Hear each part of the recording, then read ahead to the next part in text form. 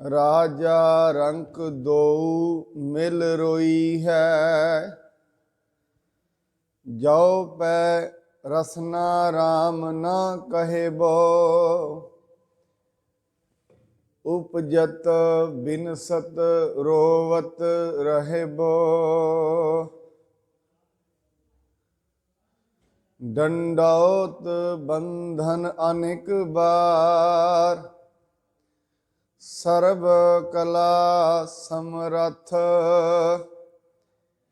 Dolan ते राखो प्रभु, नानक दे कर हथ। श्री गुरु ग्रंथ साहिब महाराज जी दी पावन पवित्र हजूरी अंदर जुड़ बैठी गुरु प्यारी गुरु सवारी साध संगत जी। भगत कबीर साहब जी एक शब्द दे विच कहिंदे ने, मैं जिंदगी दे विच ऐसा अचरज वेखिया है, लोग दही नूं पाउण दे भुलेखे दे नाल पानी नूं रिड़की जांदे ने। बार बार लोकां दी प्राप्ति जिहड़ी है वो दही भालदे हन, प्राप्ति दही दी लैनी चाहुंदे ने, जां फिर इवें कह लईए प्राप्ति मक्खण चाहुंदे ने, रिड़की जांदे ने पानी। भुलेखा दही दा पैंदा है, क्योंकि दही दे विचों ही सब कुछ निकलना है। ऐसो अचरज देखियो कबीर, दध कै भोलै बिरोलै नीर। मनुख दुनिया दे विच सुख चाहुंदा है, शांति चाहुंदा है। सुख दे उल्टी साइड दे विच दूजा शब्द दुख है, पर जिहड़ा आनंद शब्द है उहदा विपरीतार्थक शब्द नहीं है। दुनिया दे विच ये जिहड़ा शरीर है, किसी का भी ऐसा शरीर नहीं रहा जिन्हों कदी जिंदगी दे विच दुख ना लग्या होए। शारीरिक तौर ते हरेक मनुख नूं कदे ना कोई किसी ना किसी बीमारी का, किसी ना किसी बीमारी का सामना करना पैंदा है। फिर उसनूं बाहरी तौर ते दवाई खा के शरीर स्वस्थ हो जाता है। भावें कि हैल्दी और स्वस्थ शब्द आपस दे विच पर्यायवाचक शब्द नहीं हैं, क्योंकि स्वस्थ शब्द का जिहड़ा स्वस्थ शब्द का अर्थ बड़ा गहरा है। हैल्दी शब्द तो सिर्फ मनुख की बॉडी ते ही सीमित है, पर जिहड़ा स्वस्थ शब्द है ये बहुत गहरा है। साडे जिहड़ी इत्थों की लोक भाषा है, जिन्हां ने इस शब्द नूं ईजाद किया, ये शब्द के पिछे बड़े गहरे भाव उन्हां ने पाए हैं। इस दे विच मनुख दा जिंदगी दे विच प्रयोजन सुख की भाल है, आनंद की भाल है।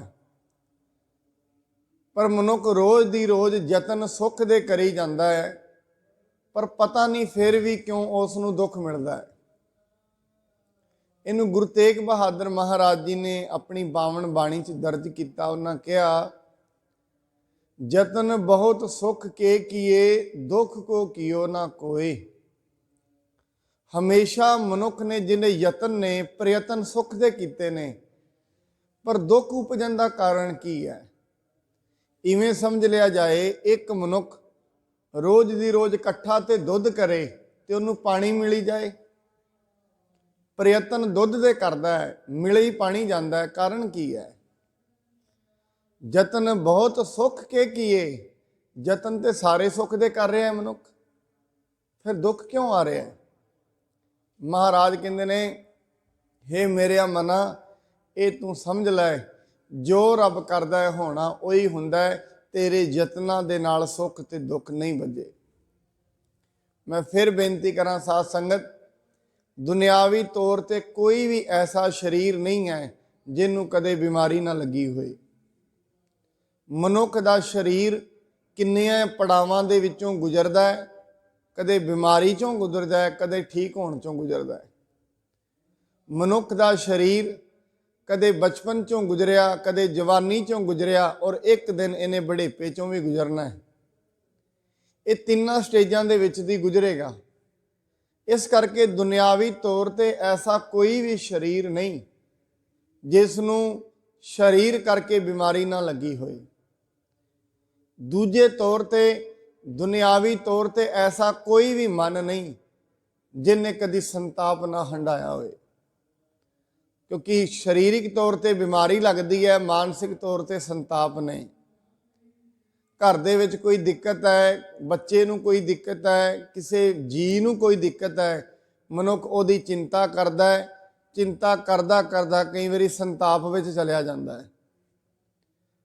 ਘਰ ਦੇ ਵਿੱਚ ਕੋਈ ਮਾਇਆ ਦੀ ਦਿੱਕਤ ਹੈ, ਕਿਸੇ ਜੀ ਨੂੰ ਕੋਈ ਵੱਡੀ ਭਾਰੀ ਬਿਮਾਰੀ ਲੱਗ ਗਈ, ਦਿੱਕਤ ਹੋ ਗਈ, ਮਨੁੱਖ ਨੂੰ ਉੱਥੇ ਫਿਰ ਸੰਤਾਪ ਲੱਗਣੇ ਸ਼ੁਰੂ ਹੁੰਦੇ ਨੇ। ਪਰ ਐਸਾ ਕੋਈ ਵੀ ਮਨ ਨਹੀਂ ਹੈ ਜਿਸ ਨੂੰ ਕਦੇ ਸੰਤਾਪ ਨਾ ਲੱਗਿਆ ਹੋਏ। ਹਰੇਕ ਮਨ ਸੰਤਾਪ ਸਹਿਣ ਕਰਦਾ ਹੈ। ਔਰ ਸਾਧ ਸੰਗਤ, ਸਰੀਰਿਕ ਤੌਰ ਤੇ ਮਨੁੱਖ ਨੇ ਸਭ ਕੁਝ ਆਪਣੇ ਆਪ ਦੇ ਅਨੁਕੂਲ ਕਰਨ ਨੂੰ ਯਤਨ ਕੀਤੇ ਨੇ। ਮਾਨਸਿਕ ਤੌਰ ਤੇ ਭਾਵੇਂ ਆਪਣੇ ਮਨ ਨੂੰ ਆਪਣੇ ਅਨੁਕੂਲ ਕਰਨ ਦੇ ਯਤਨ ਨਹੀਂ ਕਰਦਾ, ਦੁਨਿਆਵੀ ਤੌਰ ਤੇ ਮਨੁੱਖ ਨੇ ਸਰੀਰ ਨੂੰ ਕਦੇ ਦੁੱਖ ਨਾ ਲੱਗੇ, ਇਸ ਨੂੰ ਹਮੇਸ਼ਾ ਮੈਂ ਬਚਾ ਕੇ ਰੱਖਾਂ, ਯਤਨ ਬੜੇ ਕੀਤੇ ਨੇ। ਮਨੁੱਖ ਨੇ ਆਪਣੇ ਹਿਸਾਬ ਦੇ ਨਾਲ ਹਵਾ ਨੂੰ ਅਨੁਕੂਲ ਕੀਤਾ ਹੋਇਆ ਹੈ। ਆਪ ਜੀ ਕਦੇ ਜਾਓ ਅਰਬ ਦੇਸ਼ਾਂ ਦੇ ਵਿੱਚ ਜਿਨ੍ਹਾਂ 'ਚ ਬੜੀ ਗਰਮੀ ਪੈਂਦੀ ਹੈ, ਆਪਣੇ ਇੱਥੇ ਵੀ ਜੂਨ ਦੇ ਮਹੀਨੇ ਵਿੱਚ, ਮਈ ਦੇ ਮਹੀਨੇ ਵਿੱਚ, ਜੁਲਾਈ ਦੇ ਮਹੀਨੇ ਵਿੱਚ ਕਿੰਨੀ ਗਰਮੀ ਪੈਂਦੀ ਹੈ। ਪਰ ਇਸ ਗਰਮੀ ਤੋਂ ਸਰੀਰ ਨੂੰ ਬਚਾਉਣ ਲਈ ਮਨੁੱਖ ਨੇ ਹਵਾ ਨੂੰ ਆਪਣੇ ਅਨੁਕੂਲ ਕਰ ਲਿਆ, ਜਿਹਨੂੰ ਵਾਤਾਨੁਕੂਲ ਆਪਾਂ ਡੱਬਿਆਂ ਤੇ ਵੇਖਦੇ ਹਾਂ। ਵਾਤਾਨੁਕੂਲ ਏਸੀ ਬਣਾਏ, 에ਅਰ ਕੰਡੀਸ਼ਨ ਬਣਾਏ ਸਰੀਰ ਦੇ ਅਨੁਕੂਲ ਕਰਨ ਲਈ। ਦੂਜੇ ਤੌਰ ਤੇ ਇਹਨੇ ਪਾਣੀ ਨੂੰ ਆਪਣੇ ਅਨੁਕੂਲ ਕਰਨ ਦੇ ਲਈ, ਪਾਣੀ ਭਾਵੇਂ ਧਰਤੀ ਦੇ ਵਿੱਚ ਹੈ, ਆਪ ਇਹ 10ਵੀਂ ਮੰਜ਼ਲ ਤੇ ਰਹਿੰਦਾ ਹੈ, 20ਵੀਂ ਤੇ ਰਹਿੰਦਾ ਹੈ, ਇਹਨੇ ਟੂਲੂ ਪੰਪ ਬਣਾਏ ਹਨ, ਪਾਣੀ ਨੂੰ 20ਵੀਂ ਮੰਜ਼ਲ ਤੇ ਲੈ ਜਾਂਦਾ, ਆਪਣੇ ਅਨੁਕੂਲ ਕਰ ਲਿਆ। ਤੀਜੇ ਤੌਰ ਤੇ ਮਨੁੱਖ ਨੇ ਧਰਤੀ ਨੂੰ ਆਪਣੇ ਅਨੁਕੂਲ ਕਰਨਾ ਚਾਹਿਆ, ਕਿਤੋਂ ਜੰਗਲ ਵੱਢੇ, ਕਿਤੋਂ ਜੰਗਲ ਠੀਕ ਕੀਤੇ, ਆਪਣੇ ਅਨੁਕੂਲ ਇਹਨੇ ਸਾਰਾ ਕੁਝ ਕਰਕੇ ਵੇਖਿਆ, ਪਰ ਸਰੀਰਿਕ ਤੌਰ ਤੇ ਠੀਕ ਨਾ ਰਹਿ ਸਕਿਆ। ਔਰ ਮਾਨਸਿਕ ਤੌਰ ਤੇ ਨੇ ਆਪਣੇ ਆਪ ਨੂੰ ਅਨੁਕੂਲ ਕਰਨ ਦੇ ਲਈ ਕੁਝ ਵੀ ਪ੍ਰਯਤਨ ਕੀਤੇ ਹੀ ਨਹੀਂ। ਸਰੀਰਿਕ ਤੌਰ ਤੇ ਸਾਰਾ ਦਿਨ ਯਤਨ ਹੁੰਦੇ ਨੇ, ਮਾਨਸਿਕ ਤੌਰ ਤੇ, ਅਧਿਆਤਮਿਕ ਤੌਰ ਤੇ ਮਨੁੱਖ ਦੇ ਯਤਨ ਬੜੇ ਘੱਟ ਨੇ। ਇਸ ਕਰਕੇ ਮਹਾਰਾਜ ਕਹਿੰਦੇ ਦਦ ਖੈ ਪਰ ਭੋਲੇ ਵਿਰੋਲੇ ਨੀਰ। ਦੁਨੀਆ ਦਹੀਂ ਦੇ ਭੁਲੇਖੇ ਦੇ ਵਿੱਚ ਪਾਣੀ ਨੂੰ ਵਿਰੋਲੀ ਜਾਂਦੀ ਹੈ, ਔਰ ਜਿਹਨੇ ਪਾਣੀ ਦੇ ਵਿੱਚ ਮਧਾਣੀ ਪਾਈ ਹੋਏ ਉਹਨੂੰ ਜ਼ਿੰਦਗੀ ਚੋਂ ਕੀ ਹਾਸਲ ਹੋਣਾ? ਕੁਝ ਵੀ ਨਹੀਂ। ਇਸ ਕਰਕੇ ਮਹਾਰਾਜ ਕਹਿੰਦੇ ਨੇ ਜ਼ਿੰਦਗੀ ਦੇ ਵਿੱਚ ਜੇ ਤੂੰ ਆਨੰਦ ਦੀ ਆਸ ਕਰਦਾ ਹੈ, ਹੇ ਮਨੁੱਖ, ਜੇ ਜ਼ਿੰਦਗੀ ਵਿੱਚ ਆਨੰਦ ਚਾਹੁੰਦਾ ਹੈ, ਫਿਰ ਆਨੰਦ ਜਿਹੜਾ ਹੈ ਪਰਮਾਤਮਾ ਦੀ ਬੰਦਗੀ ਤੋਂ ਬਿਨਾਂ, ਪਰਮਾਤਮਾ ਤੋਂ ਨਾਮ ਤੋਂ ਬਿਨਾਂ ਅੱਜ ਤਾਈਂ ਕਿਸੇ ਨੂੰ ਹਾਸਲ ਨਹੀਂ ਹੋਇਆ। ਇਸ ਕਰਕੇ ਮਹਾਰਾਜ ਕਹਿੰਦੇ ਨੇ ਗੁਰਬਾਣੀ ਪੜ੍ਹਨਾ, ਵੇਦ ਸ਼ਾਸਤਰ ਪੜ੍ਹਨਾ, ਗੁਰੂ ਨਾਨਕ ਮਹਾਰਾਜ ਨੇ ਕਿਹਾ ਇੱਕ ਵੱਖਰੀ ਗੱਲ ਹੈ। ਦੁਨੀਆ ਸ਼ੁਰੂ ਤੋਂ ਲੈ ਕੇ ਵੇਦਾਂ ਦਾ ਪਾਠ ਕਰਦੀ ਹੈ, ਆਪਣੀ ਬੁੱਧੀ ਦੇ ਅਨੁਕੂਲ ਅਰਥ ਕਰਦੀ ਹੈ, ਪਰ ਇਹ ਜ਼ਰੂਰੀ ਨਹੀਂ ਉਹ ਜਿਹੜੇ ਅਰਥ ਨੇ ਕਰਨ ਵਾਲੇ ਦੀ ਸੁਰਤ ਵਿੱਚ ਵੀ ਪਹੁੰਚ ਜਾਣ। ਇਹ ਜ਼ਰੂਰੀ ਨਹੀਂ ਹੈ। ਜੋ ਪਾਵਨ ਬਾਣੀ ਦਾ ਪਾਠ ਕਰਦਾ ਹੈ, ਜ਼ਰੂਰੀ ਨਹੀਂ ਹੈ ਉਹ ਅਰਥ ਉਹਦੀ ਸੁਰਤ ਵਿੱਚ ਵੀ ਪਹੁੰਚ ਗਏ ਹੋਣ, ਐਸਾ ਜ਼ਰੂਰੀ ਨਹੀਂ ਹੈ। ਕਿਉਂਕਿ ਜੀਵਾ ਕਿਤੇ ਬੋਲਦੀ ਹੈ, ਆਵਾਜ਼ ਕਿਤੇ ਜਾਂਦੀ ਹੈ, ਮਨ ਕਿਤੇ ਜਾ ਰਿਹਾ ਹੁੰਦਾ ਹੈ। ਇਹ 20-20 ਸਾਲ ਐਸਾ ਅਭਿਆਸ ਕਰਦਿਆਂ ਵੀ ਮਨੁੱਖ ਆਪਣੀ ਸੁਰਤ ਨੂੰ ਗੁਰਬਾਣੀ ਦੇ ਸ਼ਬਦ ਦੇ ਵਿੱਚ ਨਹੀਂ ਟਿਕਾ ਪਾਉਂਦਾ। ਇਸ ਕਰਕੇ ਸਾਹਿਬ ਕਹਿੰਦੇ ਨੇ ਸਭ ਤੋਂ ਜ਼ਰੂਰੀ ਜਿਹੜਾ ਵਿਸ਼ਾ ਹੈ ਉਹ ਮਨੁੱਖ ਦਾ ਹੈ ਬੰਦਗੀ ਕਰਨਾ। ਬੰਦਗੀ ਤੋਂ ਬਿਨਾਂ ਸੁੱਖ ਹਾਸਲ ਨਹੀਂ ਹੁੰਦਾ।